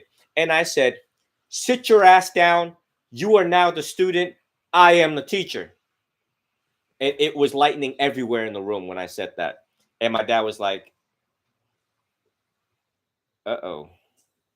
And he is a triple discipline professor. Triple discipline. Right. He has 2 doctorates. 2. And I told him, sit down. You are now the student. I am the teacher. Let me tell you what you did wrong in your life. And let me tell you why you failed to be the leader, even though you were a military lieutenant. Oh, I laid it out. Oh, I laid it flat out. And it was beautiful. It was beautiful. I wish there was cameras that capture that moment. And I didn't need him to respond because I have concluded my findings of facts, the findings of facts, and conclusion of dharmic laws. That's all I need. That's all I need. And I'm secure in the knowledge that, well, there it is. So this is how I'm going to live my life forward. And I've already established foundation for the entire Huang's family, for the entire Nguyen's family, about how I was going to live my life and how I wasn't going to attach on to them or they, because I have so much to do. Because enlightenment is real to me. Enlightenment is the path that I want to take. And how seriously am I going to take it? Bye. See ya. I have findings of facts and conclusions of law on all of you. And guess what? I have my own path now, and I need to focus on me. This 84,000 damn teachings I got to read. Bye. I've only mastered probably 20%, 10%, 5% of that. I got to go. I'm not here to entertain y'all. So when we see each other, I have a book in my hands. There's nothing to be said. So how you going to proceed on forward is that if she's incapable at this age and at this stage, you leave it alone. You back up. You focus on you. You're 35. You're running out of time. She is most Sure enough. likely. I'm going to take a good guess, kind of like my mom. Will probably take. She's 10 feet away from me. She's 10 feet away from me. She's probably going to take rebirth. And my job is to tell her, hey, just in case you haven't figured out by now that I'm a monk, and the monk in the room is telling you, you're most likely, and I'm rare when I make a prediction, most likely going to take rebirths with the S behind it. So whether they understand that impact, I'm not going to sit here and explain the impact. I'm not going to explain what rebirth means. Right. The woman is 10 feet away. 10 feet away from me. She's going to come say hi to you here in a minute. 67 years old. You don't understand rebirth by now? I'm not going to explain it again. Especially if I'm doing live sessions and she's walking back and forth and still don't understand it by now. Felicia, I will see you on the other side. Bye. We ain't gonna do my mom this. says I'm very emotionally immature, and you are not. So she's like, I'm glad you're not as emotionally immature as I was my whole life until today. Like, that's not an excuse. Can't use it as an excuse that you're emotionally immature. Well, Anyway. but you need to know. But you need to know what the truth is about you.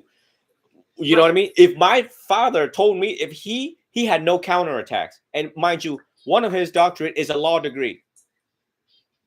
He was so politically tied in Vietnam before becoming a lieutenant that's how we survived. Just to give you the minor surface of his type of intelligence. He was an Oriental doctor of medicine, OMD, and he got his law degree.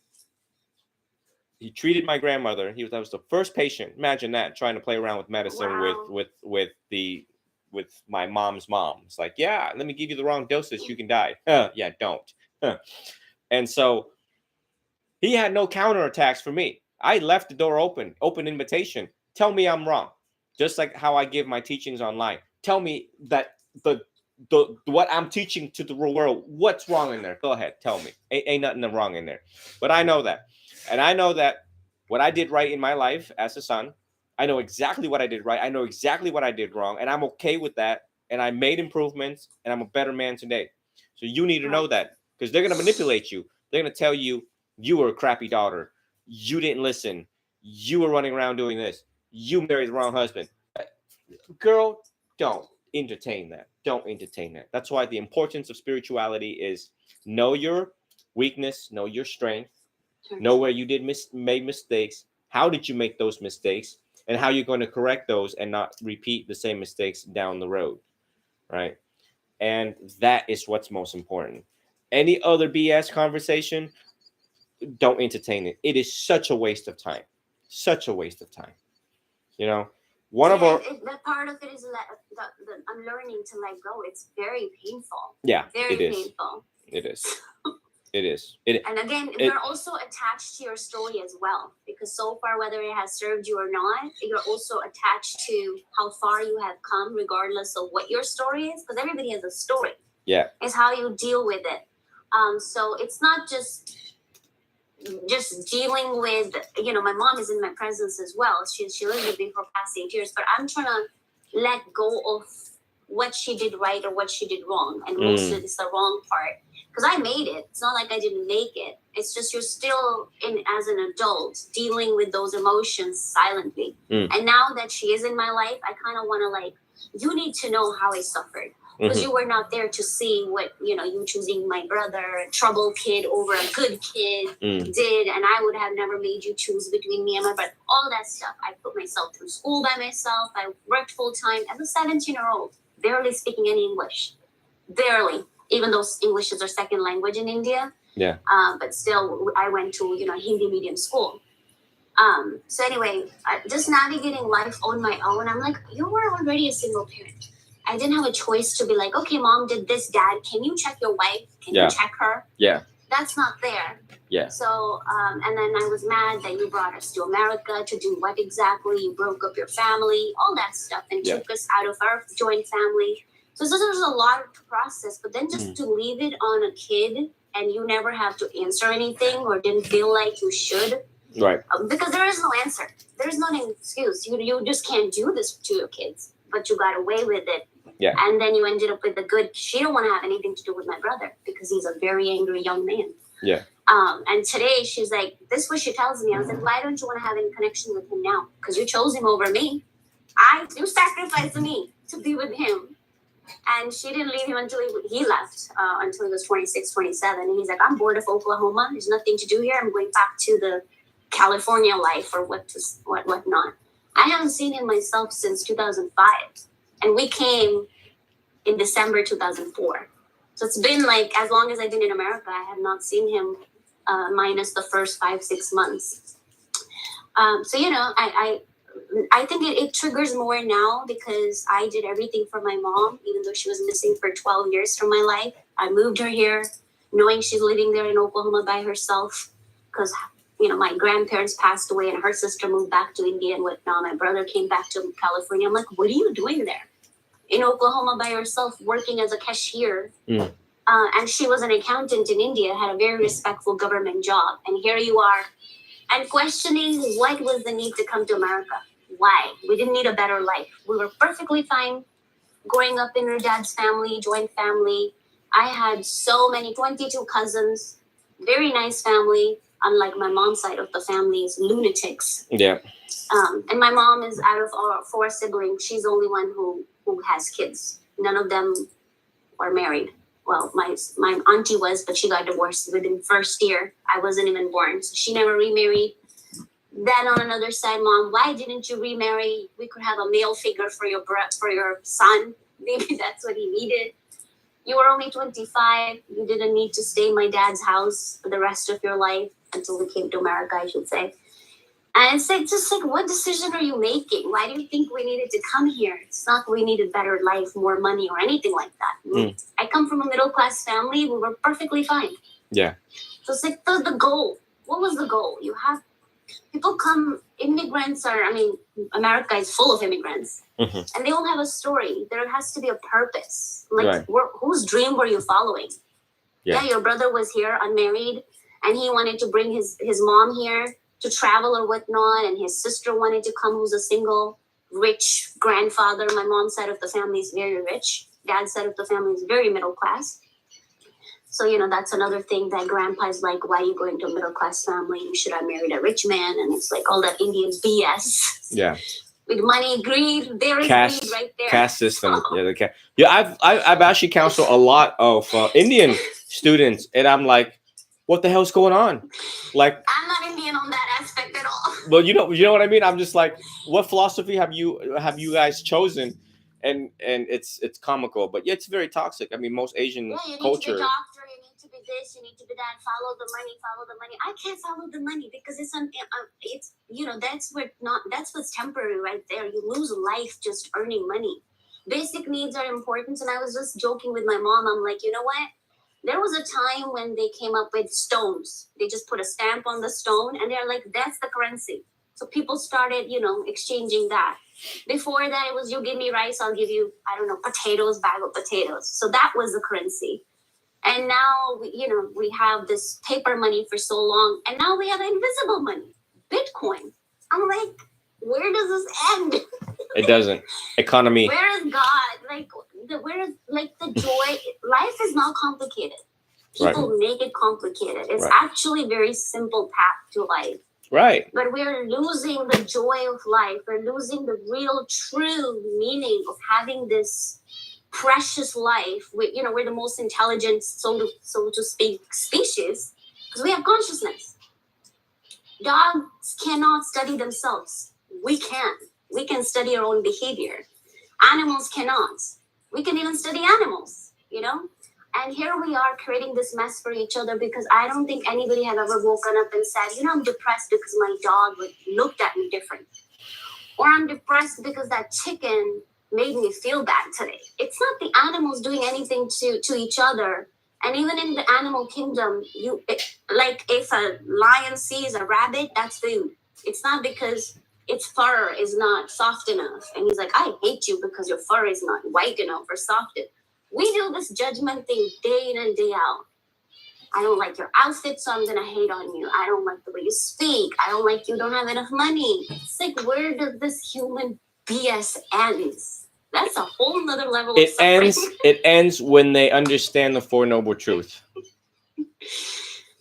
It ends, and that's why I'm moving away from the United States. That's why my visa's here, so I can get the hell out. So that, because all this is not working, right? It's a lot of things are not working here. So hopefully I find a home somewhere in Southeast Asia and remain there, just like the rest of the other monks, very intelligent Western monks who've decided they're going to make Thailand their home, Sri Lanka their home, Vietnam their home. Is, yeah, absolutely everything that you have identified. And it sounds like you're ready to be a Buddhist nun down the road.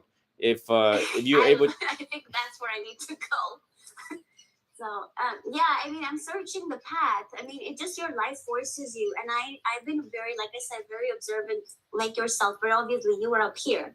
We're just, tiny steps, baby steps, and your life forces you to. But you already have to have that searching aspect of it. Like, you're a seeker. You have to be a seeker. If you're not, then you'll be just suffering and going in circles. right. And that's kind of comforting, because you're seeking the knowledge. You're seeking why I'm suffering, how I can suffer less, or just completely, again, Four Noble Truths. Right. The last two are kind of obviously not hard for you because you are there, but they're hard for people like us. We're dealing with day-to-day life as well. Well, it's hard for lay people like you and other people, because you're still siding with the lawyer in your head. Whereas I heard it, understood it, resonated, and I realized that it's undisputed fact. There's no need to side with the lawyer. And mind you, I have lawyer blood in my blood, because my dad is a law professor. So, it's in my blood to, speech and debate. But there's no speech and debate when it comes to the Four Noble Truths, because, wow, okay, all right. Desire causes suffering. Let me think about my desires. Yeah, I do want that baddie. Oh crap. Maybe if I would stop wanting that baddie, maybe my life would stop sucking right about now. So and at that point I'm like, okay, great. And your last couple of statements you said was, how earning money wastes life and you're not living if you're just focusing on that. Well, yeah. And I was like, oh, well, true inner peace, true inner happiness, and true inner freedom. All right, I'll just give up regular clothes for 3 pairs of this. I will survive on what people give me to eat. Like, less is more, so I can actually fully live and absorb earth. Yeah. So yeah, you're like this close towards enlightenment. This close. Okay. Really? Yes. I'm like, well, it depends. It depends on. It depends on how you're going to dismiss that lawyer in your head, and what you're going to do with that lawyer in your head. That's what's keeping you from becoming a bhikkhuni. That's what's keeping you from becoming an arahant, a female arahant that we need more of in the world right now, to be one of the most powerful voice other women have ever seen. You're this close from it, this close, but we still stuck with that lawyer in your head. So once am able this close, but we still stuck with that lawyer in your head. So once am able to help you dismiss that guy, you're right there, and the whole world is waiting and watching. You're gonna be like the next Taylor Swift of spirituality. And the lawyer, if I understand it correctly, is a lawyer in an aspect of that questions everything. The one that goes, I, or me, the one that pay attention to when we get off the phone and it says me, my, and I. I went through this. My husband, my time. I am a woman. I'm 35. Me, mine, I. Anything that has to do with me, mine, I, that's when the lawyers start to struggle with you and the teachings of the Buddha, you and spirituality, you and liberation is when me, mine, I. It takes things personally. It compounds. So, but the questioning aspect does not necessarily a bad thing, because the Buddha wanted you to question why we're doing what we're doing. Okay. But you just have to look at when kind of detaching yourself from one or two of the noble truths, like the suffering, detaching yourself from the aspect of human suffering, which is inevitable anyway. Yes, detaching yourself from other human suffering in a way, in a certain way.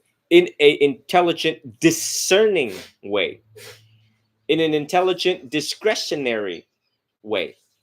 Okay, to know when real suffering is unfolding and to have compassion and understanding for that deserving individual, worthy individual, and not to just blatantly put out all compassion and understanding for all these guys that actually, hold them responsible too. What they did to themselves, you done messed yourself up. Yeah, I understand you. Yes, I have compassion for you, but I can't attach onto you in your mess right now. You're gonna have to clean up that mess by yourself. So through time, okay, we got to put that aside with other people. We have to focus on you.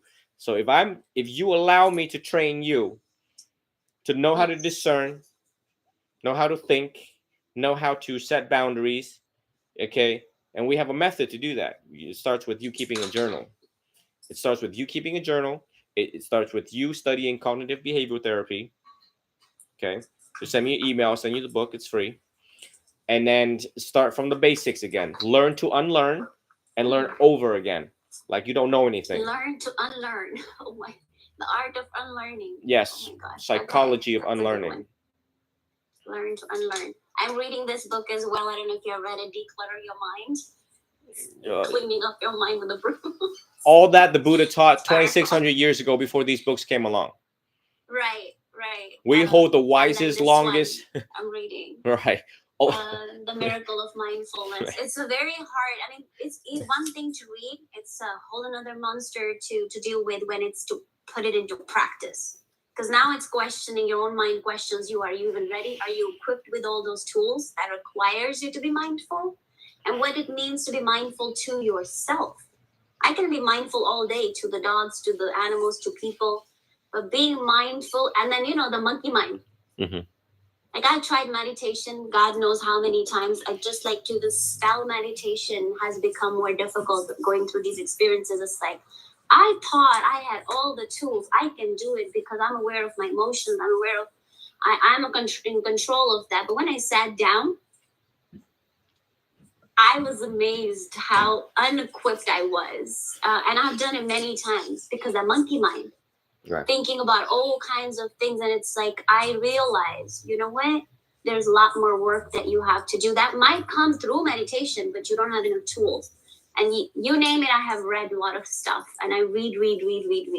The implementation of it into your life is where I'm missing something, and I realize that. So don't know what that is exactly, but my monkey mind is like running around. It's like, okay, this monkey needs something to calm down. And yes, it's the art of meditation, but how do you meditate? Mm-hmm. Right. You should have kept with it, with that hypothesis. How do you meditate? And you should have just went deeper and deeper and deeper into it. And eventually that became the main focal goal and point of your life, because you know that will bring you peace. And therefore you wouldn't attach onto other people and their problems, because now you have something to aim for. How do you think I got to where I am today? By asking the same question, right? It was like, well, how the hell do I meditate? Because right now I got relationships, I got 3 jobs, my mom's driving me crazy, my dad's driving me crazy, and I never gave up on it. I never gave up my investigation, the relentless pursuit of excellence in meditation, the relentless pursuit of what it means to be truly happy. That hypothesis have never left my mind since age 14 years old, and there are journals probably worth $1 million down the road of how I wrote about, as a philosopher, as a very young philosopher, what's the hell meaning of life? What's the purpose of life? Yes. And I never stopped investigating. I remember I kept articles in newspapers on death, on life, on love, on giving up, on letting go, on forgiveness, in order to reach to where I am today. So that's why when I ask my students, do you think you have played a little too long? Do you think you played a little too hard? That because they've lost that hypothesis and they just went back to the pleasure realm, which is, no, I'd rather go out and drink, party, BS with my friends, because that's temporary happiness. I'm not even sure if this temporary happiness was just a way out of not having to deal with your problems because it's weighing too heavy on you, or overwhelming and all that stuff. I already don't do that kind of stuff, so it's mine. Like, I have to sit in my shit and deal with it. Yeah. And of course, and it's like observing yourself is what meditation is, kind of, because you're observing your own mind, right? Trying to quiet the mind and decluttering, and getting rid of, and again, and I think my problem or the issue is the attachment, because there are things that even your story you're attached to. It sounds like it, and how do you not feel self-pity? Because you want to be away from that too. It can become very dangerous. Right. That, I feel so sorry for myself, and that's like a sympathetic response of your body anyway. Some people cry, some people get angry, some people drink, whatnot. I cry, but like, when you have to be very careful, that thin line between observing what it is, like the real truth, like in suffering, like what the suffering is and the reason of the suffering, and then not falling into the traps of, oh, I feel sorry for myself. I am the most, what do you call that?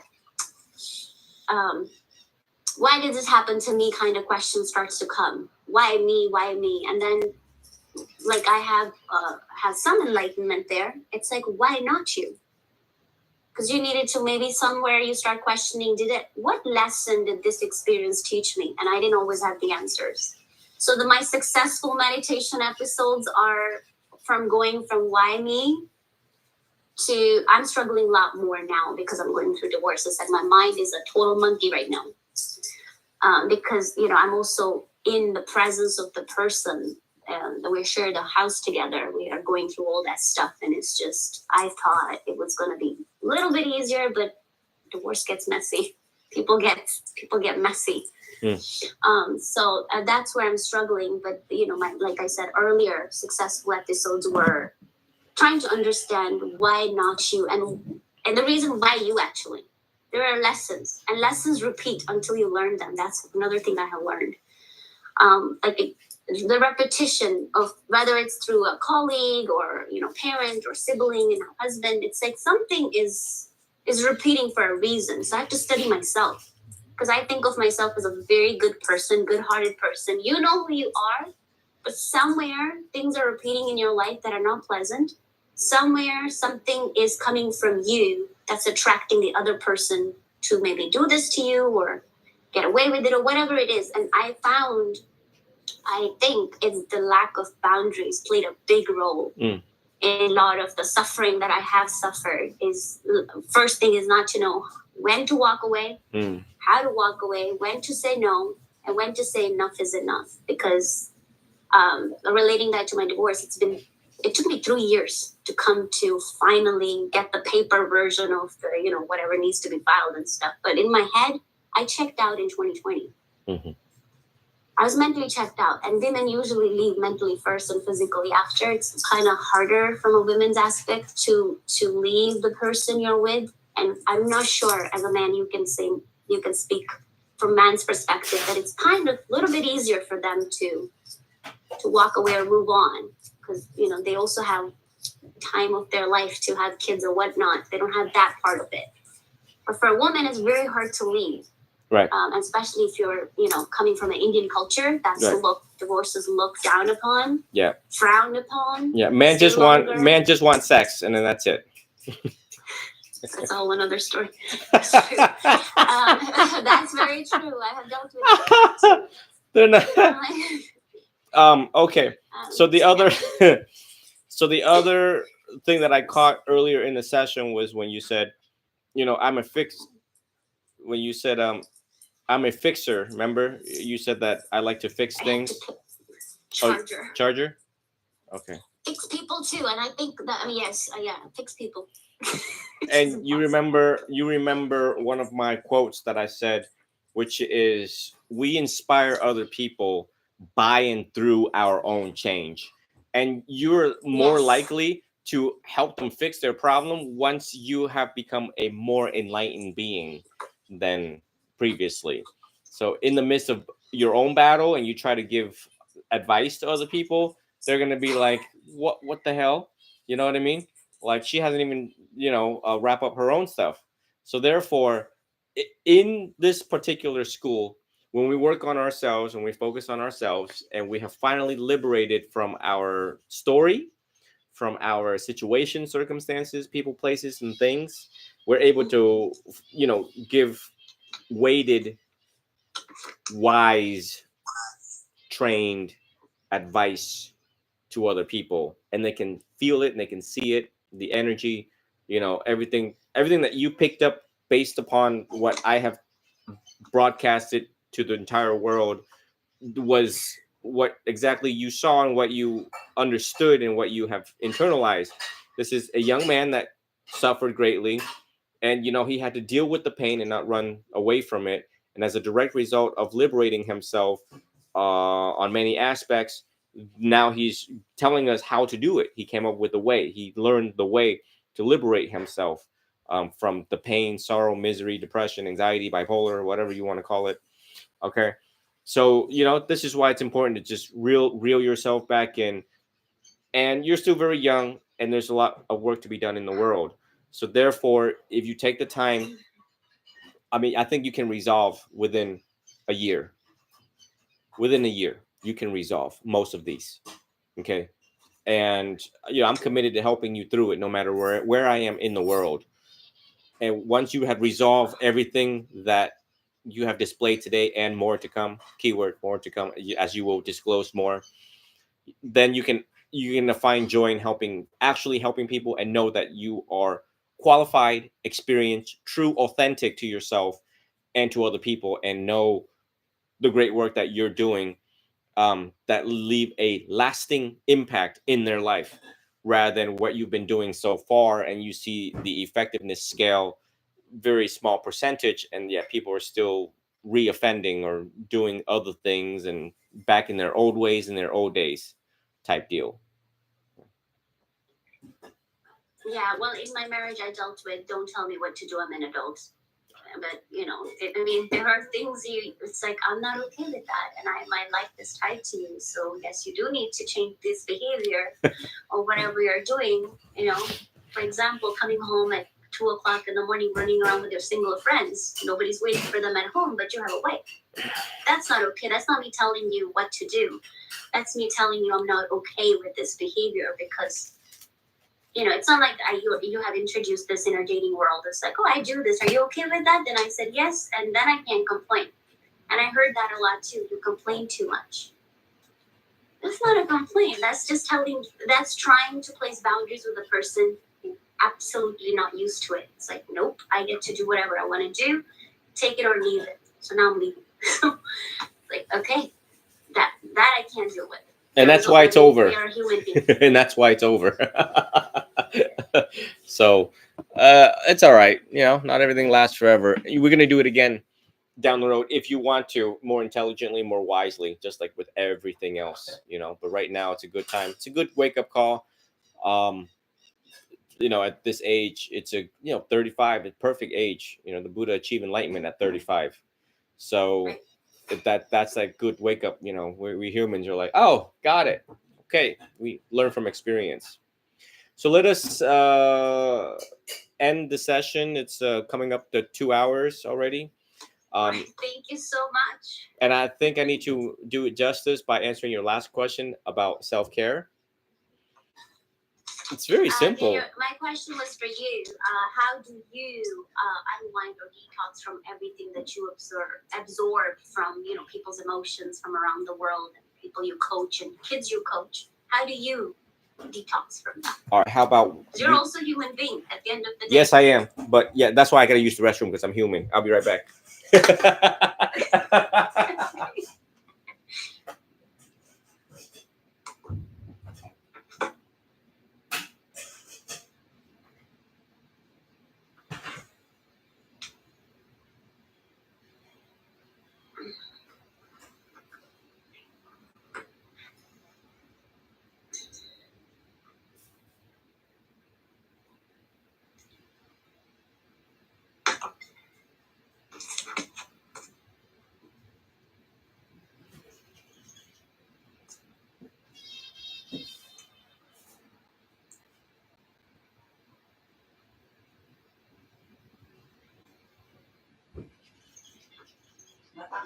với má đi dạo phố chơi.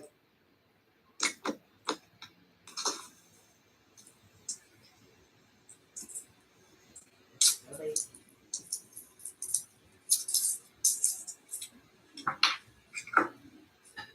Má nói gì? má tắm xong rồi con với má đi dạo phố coi đẹp. Okay, okay, mom.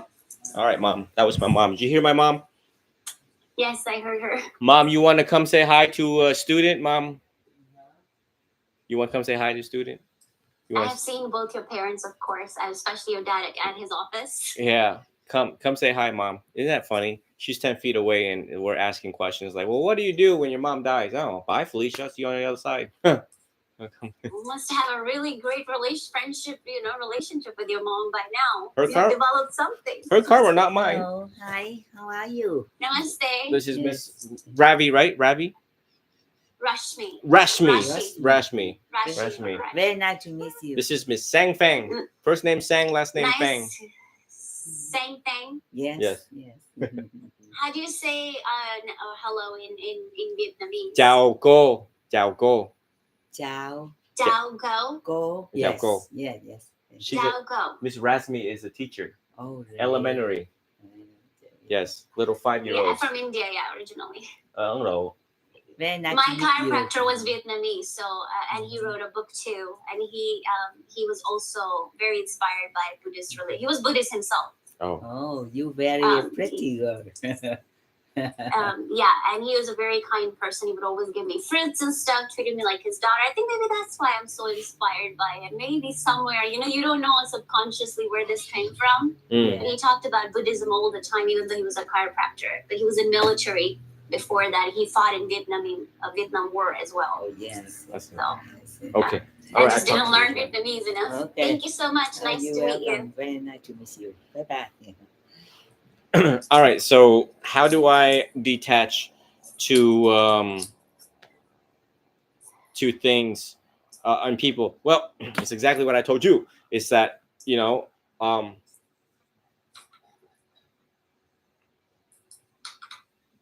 people got themselves where they are today because they didn't have that guidance that the Buddha left us, and school don't teach us that. School don't teach us that.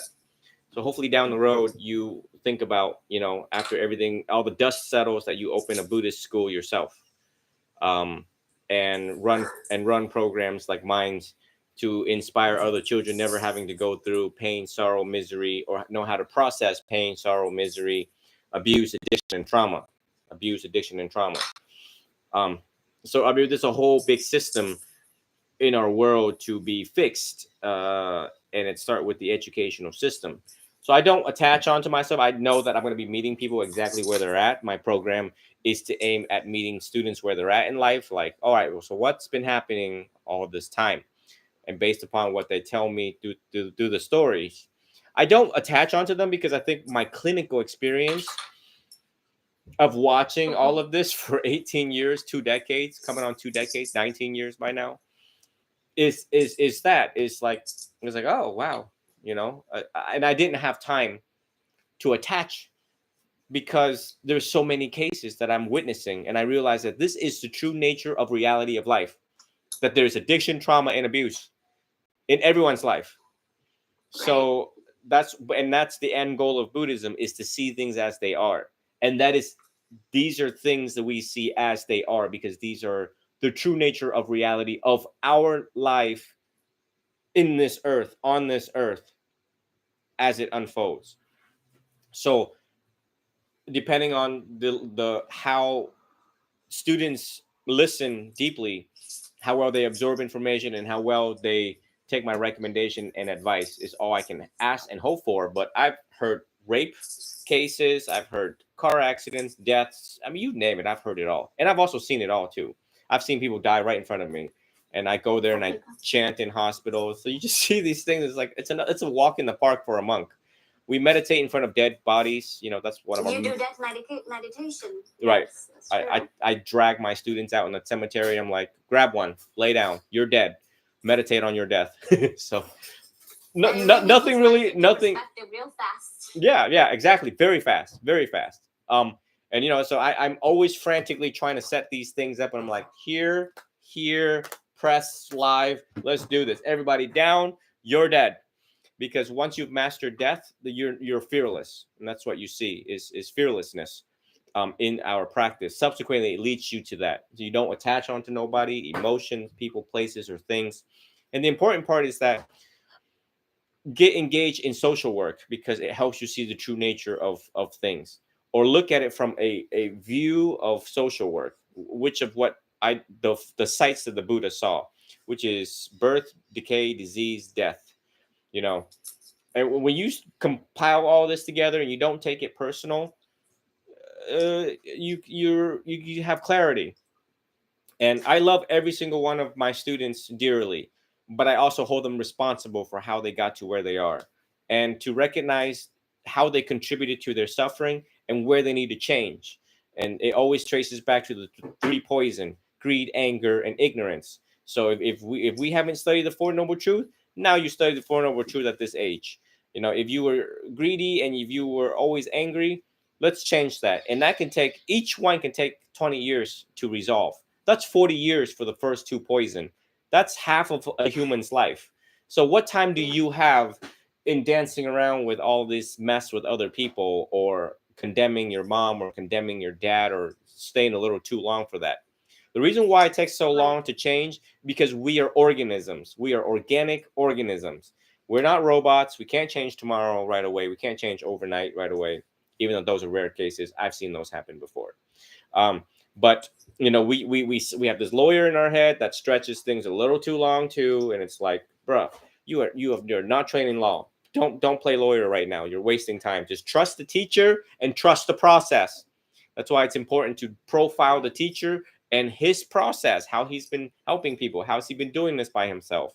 And once you are convinced that this is the teacher that I have chosen, this man knows his stuff, he has done the homework, he knows his crap. So I'm going to leave my faith and confidence in him. And if he tells me to do certain things, I'm going to do it so that I can get on with my life. So I can not be like 50 and still have this hanging over my head. Like, you have just like wasted all this time of your life, on nonsense. So that's my hope for you, is to maximize the potential, your potential for the capacity for the enjoyment of life.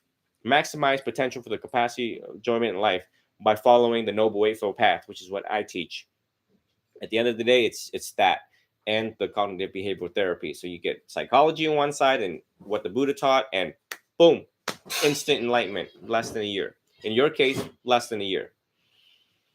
But yeah, but so you know, so yeah, I on for your word. If you say so, I believe it.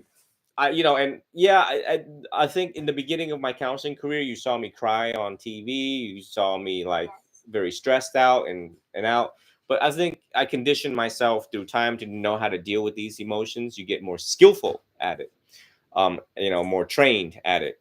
And now I'm training other monks to do the same work that I'm doing now. So it's a piece of cake by now. And Venerable Lee, you're training him. Oh yeah, he's a hoot. He keeps me laughing. Yeah. But it's been his tattoos though. Yeah, it's monk with tattoos.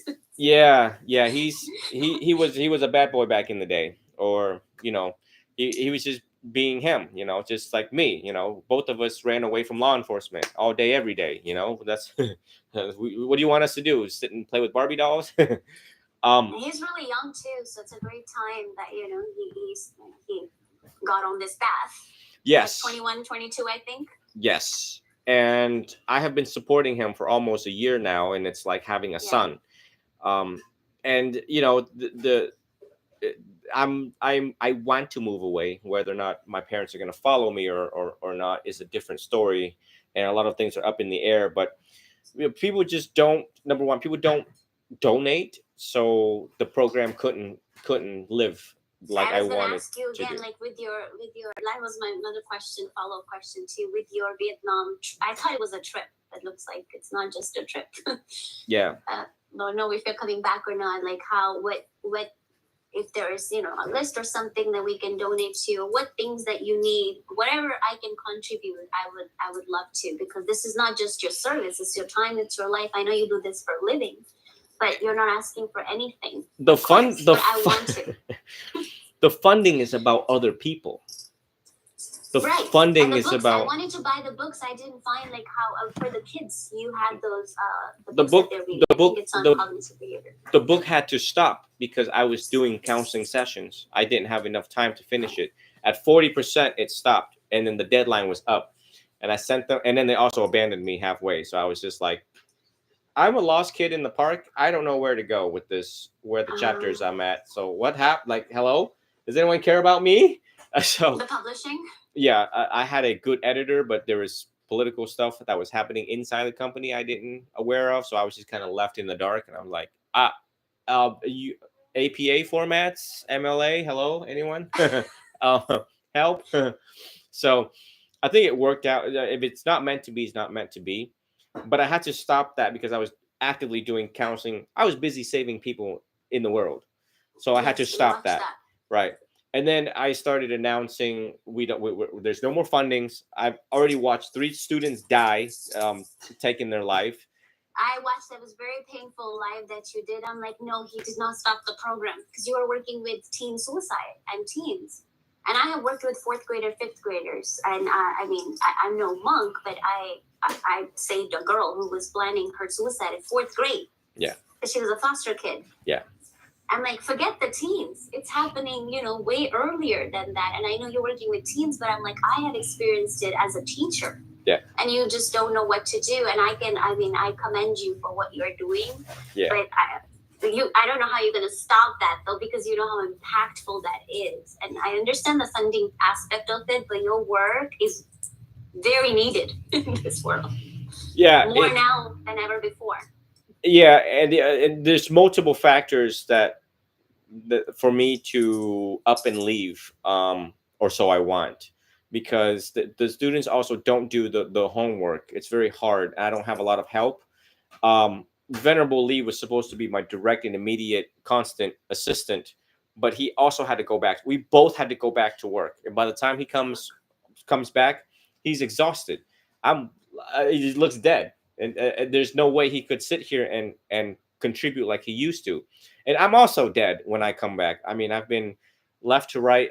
People started to see me on TikTok wearing civilian clothes as I'm functioning as an interpreter, barely having an orange shirt and a red shirt, a Buddhist color shirt to signify who I am and what I represent. But it's cold here, and it's like I have to shoot out. Sometimes I don't even have time to even dress because someone's dying. So I've always been, I have been very busy lately. I mean, you called me at like 2. I was taking a very long nap at 2. So I conclude perhaps Buddhism is not needed and not wanted at this time here, and it is needed and wanted in Southeast Asia, where the conviction and faith of people is high, where they know what dana is, the practice of generosity is, the workings of karma. They know all that. I've been pitching that all day, every day, and it seems like no one understands, or they don't want to understand, or they want only selective hearing. They want to hear what matters to them, and they don't care about what other people. And I've been, what the world does not know is I've been working. I've just hit that fact from them. And then when I said I was going back to work, yeah, well, surprise. I've been working since I was a monk to afford my ways, to afford the healthcare and stuff like that, and with the help of my parents. Yeah. But at that time they were helping me 80%, and I only had to put 20% of work in. But now it's the opposite. Now they're getting older, so I have to do 80%, and it put 20% in. So I have less time for the world, and the clock is ticking. So basically, at this point at my stage, with that last question that you asked, how do I sit back and just not take all this in? I have to resort back to the explanation of karma, is that if they take their life, it was meant to be, and I could not save them in time. And I comfort myself every night knowing that. And I can't. I've exhausted everything. I've tread so many rules in the 227 rules that I have also contemplated that maybe you should also disrobe, because you started to pitch the fundings, which is now you're treading asking, and we're not allowed to ask for anything but a cup of water. I had to respond to on call late at night. Monks are not allowed late at night out. I've tread so many rules, not even funny. And I think the entire world of Theravada and Order have been very respectful and very considerate, not calling me out on the rules, because they realize that this is a young man that is saving the world over there in the United States. He's trying to keep it together in the United States, and Right. nobody's helping him. Zero. And if you, young lady, if you are an FBI agent, you can search bank. I will give you my routing and everything right now. Social, date of birth, run it. There is like $400 in the bank account. So, I mean, I have zero funding. And someone asked me, I went through my messages the other day, and they were like, your Etsy t-shirts, how much of that goes to your program? It's been $0 for like a year and a half, 2 years, ran by Sahari. And the money has to go to Sahari, and she sends it to me so the FBI can investigate her. Hello, Bailey. Counseling session, Bailey. Sit down. Sit. And It's very ironic, though, the world that we live in that runs around money, and because of that is why everybody's in depression and keeping up with the inflation. And then there's a program that needs to be funded to save you from that needs the same green bills. Yeah. It's like, that's very ironic. Yeah. Yeah. Makes no sense. Yeah. And the life of, I think the life of a monk, or the ideology of this is more supported towards Asia, because everybody's familiar with it. It's not a foreign concept at all. Right. And also because it's not a push to religion. We're not preaching door to door like Christianity, right, or what's that, Judaism or some Jehovah Witness. Yeah. So that's another aspect of it too, because it's not really a religion; it's a way of life. It's a very difficult thing to keep it alive, and I commend you for however long you have done. I listened to those live; they were very painful. I'm like, no, we don't want to lose him, because he's doing the work of the Buddha. Yeah. In a country that's falling apart every day, it's different. Yeah. I mean, obviously, I can't tell you not to live forever. That the life your service is more understood and more funded in Asian countries for sure. Yeah. And there are monasteries there that I want to visit as well. And hopefully, you'll have your own, where we can come to. But in Sikhism, like the Sikh centers here, they're funded by the community. It's not even a question how those places are funded. We go there and put money in those big metal things that they have there. It's free food. I'm not sure if you have ever been to a Sikh temple. Free food from 4 a.m. till 10 o'clock at night. Anyone can walk in, from any religion, from any color. That's why I resonate with Sikhism a lot more than Hinduism. Less judgment, no judgment actually. And there's no pictures on the wall. It's the holy book in the center. You go, you pray by yourself, and work in the kitchen, support the kitchen to make it run. A lot of homeless people come there too, if you know where the temple is. And those are the teaching of the gurus of Sikhism. There were 10 gurus that keep the community service going. We need each other. Right. And this concept in America is your problems are your problems, mine are mine, your privacy is yours, mine is mine. So let's say hello to each other from far away. Your money is yours, mine is mine. And that's why America is falling apart, especially this country, because I've seen two worlds. I come from Asia, I come from India. It's very community. They have their own problems. They're too nosy. That community aspect of it, and the family sticking together, helping each other is very normal. But here it's a foreign concept. Right. It's like, what? You want what? Money? No. Yeah. Yeah. So anyway, my original vision was Venerable Lee could take on the Jen Zoomer. I think she froze here for a second.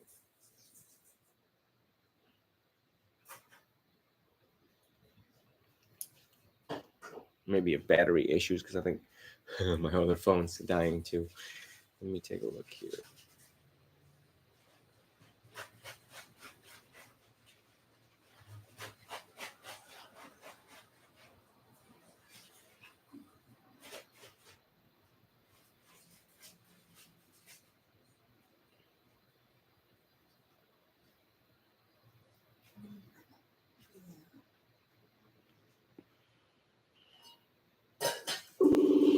try it again.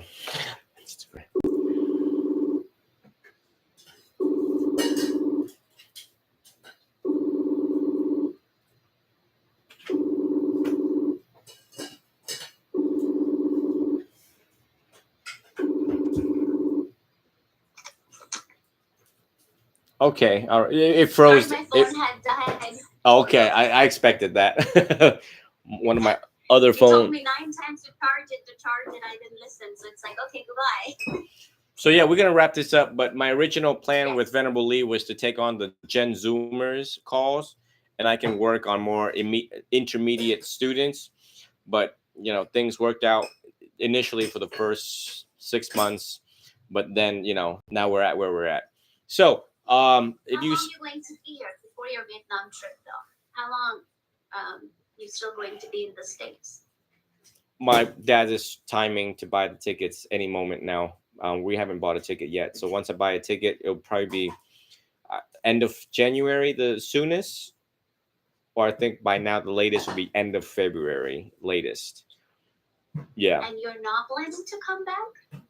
I don't imagine. I can't imagine. Well, if I have to come back, it would be to visit them to make sure that they're okay because he's 77, and my mom is 66. But in regards to the Buddhism aspect of it, I don't see it flourishing because it has become more individualistic culture, society, self-centered, self-involvement, narcissism, and people don't give. People don't know how to give. So what is the point with the growing emergence of AI and growing, you know, all the problems that we were seeing, the political division, blah blah blah, the whole 10 yards. So what is the point? Why am I here? I'm starting to ask myself that every day. Why am I here? And what am I doing? And how much progress am I making? How am I scaling Buddhism right now? Besides the social media aspect part of it, where I'm just entertainment to people at this point, where they scroll and they see this, you know, guy with his arm sticking out of his robes, talking, and they're like, "Oh, that's great. Okay, well, meditation is too hard," and it is hard. You have to keep with it, you know. And the students is not willing to invest into their spiritual path. And if we ask them to do that, it would be like scamming them, or they think that we're scamming them. And what does that mean, investing into your spiritual path? Well, obviously, you need to like have time for yourself, be more disciplined, look at your social circle, look at the blueprint of your life. You have to study CBT. You have to keep with the counseling sessions. You know, the self-discipline aspect of it is not there. And mind you, I also conduct research as I'm doing all of this for the past 9 years. So it's almost gone to a decade of continuous development and research into what I am doing. Right. So unless, you know, I'm in overseas and, you know, somebody says, a millionaire calls me and says, yeah, we've been following you for a while too. And we've decided to put, you know, 40 million together, 20 million together for you to have a place. By that time, it's also a headache. If someone calls me and tell me they have 20 or 40 million, I'm like, great. Now I got to switch to nonprofit mode and get 5 people to be on the board and then do that. And it's a whole headache of that and have lawyers involved. And then it's like, okay, well, we establish, and how do we maintain? So even if there was $20 million or $5 million, whatever you want to call it, money is nothing to me with that amount, because you have to think about the establishment and the longevity of maintaining that, and the many specialties and subspecialties of specialists that's going to be helping the individual, a eclectic approach. So I have it down to a science how it's going to be done. And I'm just like, well, do I want to go back to the US and deal with this right now with the existence of this new money? Or do I just go somewhere where it's peaceful and running into a cave and just achieve full enlightenment in a cave right about now? So there's a lot more too from the school. I'm not sure if you'll be going to the same school where you are at now, because they have other schools there too of Buddhism. Yeah, the three school, and they're all pretty chill. So it's just more. I think I just need a break from a decade. Number one, I need a break, and number two, to recenter myself and ask a lot of systemic questions like, where's this gonna go? But things are already going south in the U.S.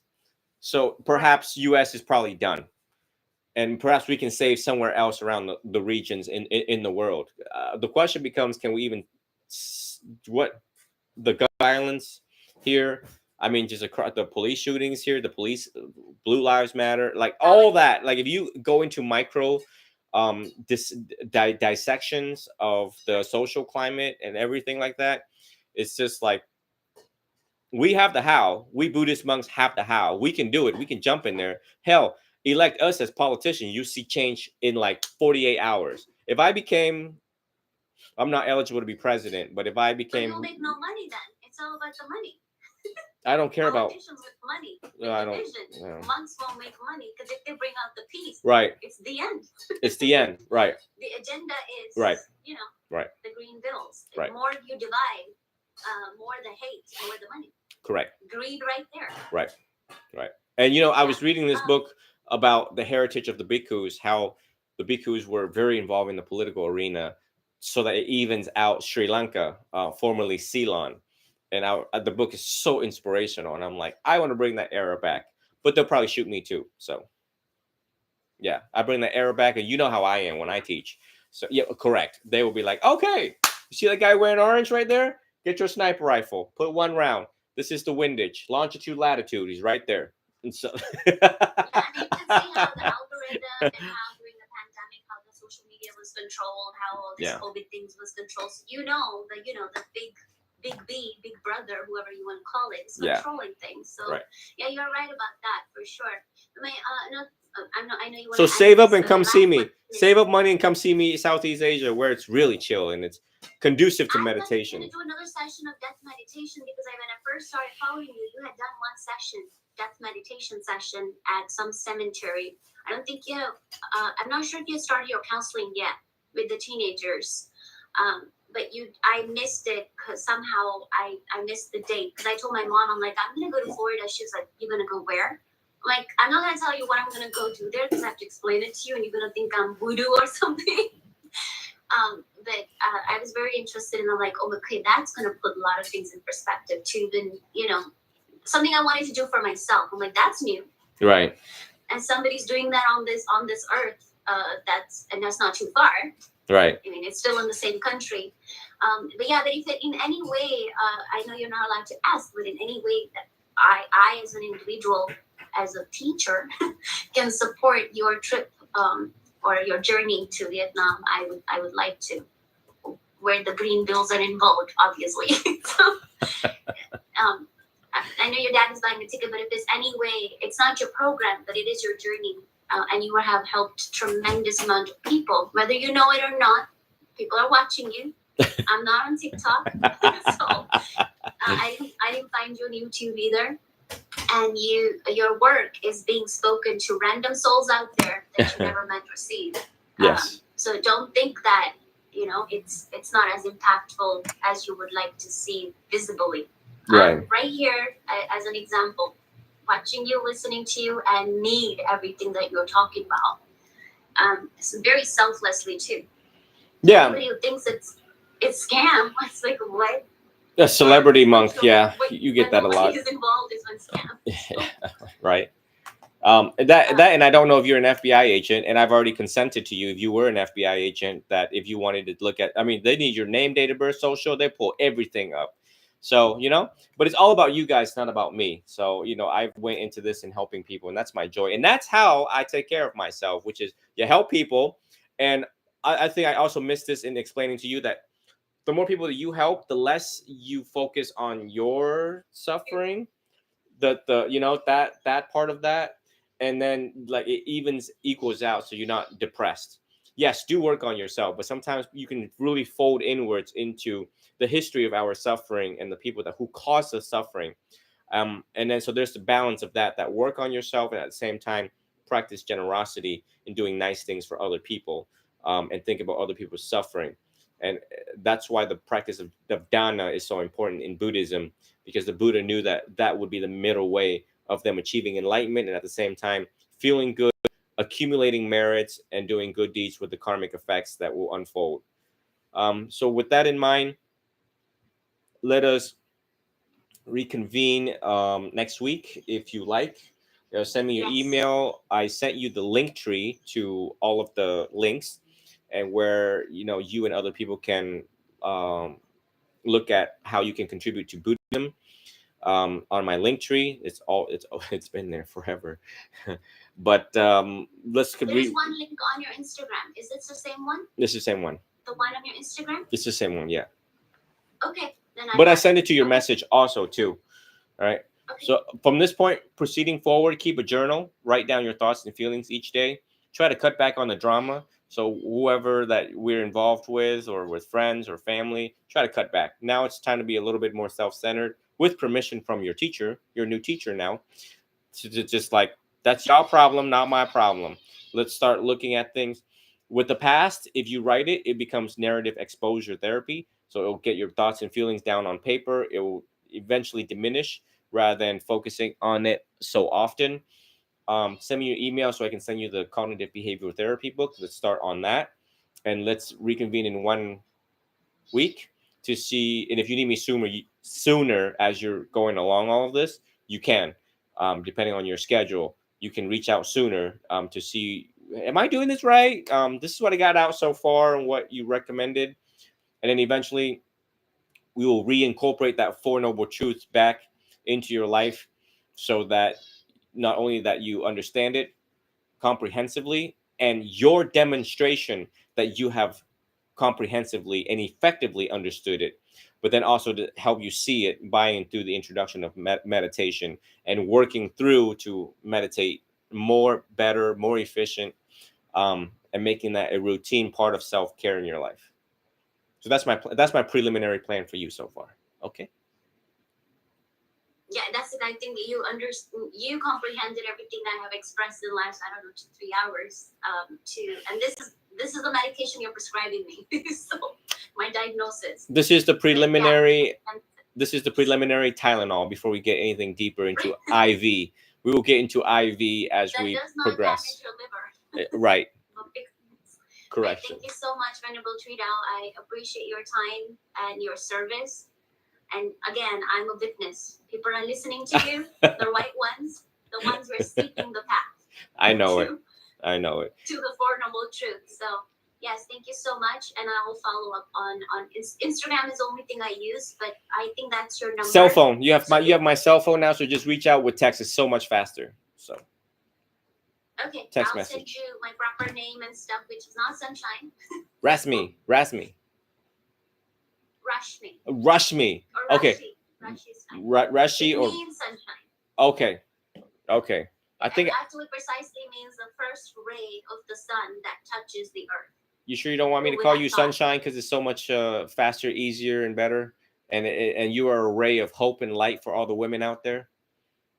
Let's go with Sunshine. It attaches that importance and meaning so that it gives you hope and realize that you are an absolute gem in the world. I mean, not a lot of people call me and they're like, and I'm a Gemini too. Right. Makes it harder for us to go on the spiritual path. So we need some of these boosts, which is sunshine. Be the sunshine that the world is waiting for. Huh? So here, see? That's right. That's right. So let's reconvene in another week, okay? And I look forward to your text message. May you be well, be healthy, and always be happy. Thank you so much. I wish you the same. Take care. Bye-bye. Have a good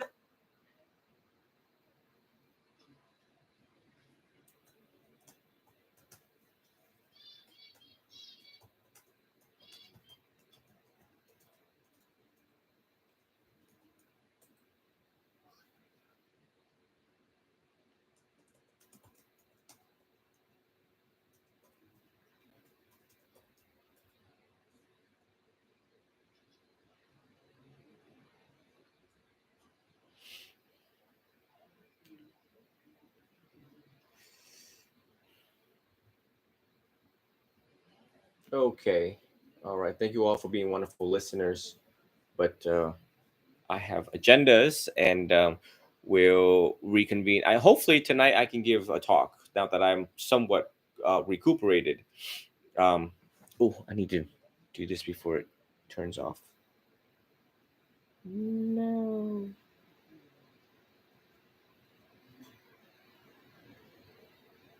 We just lost that.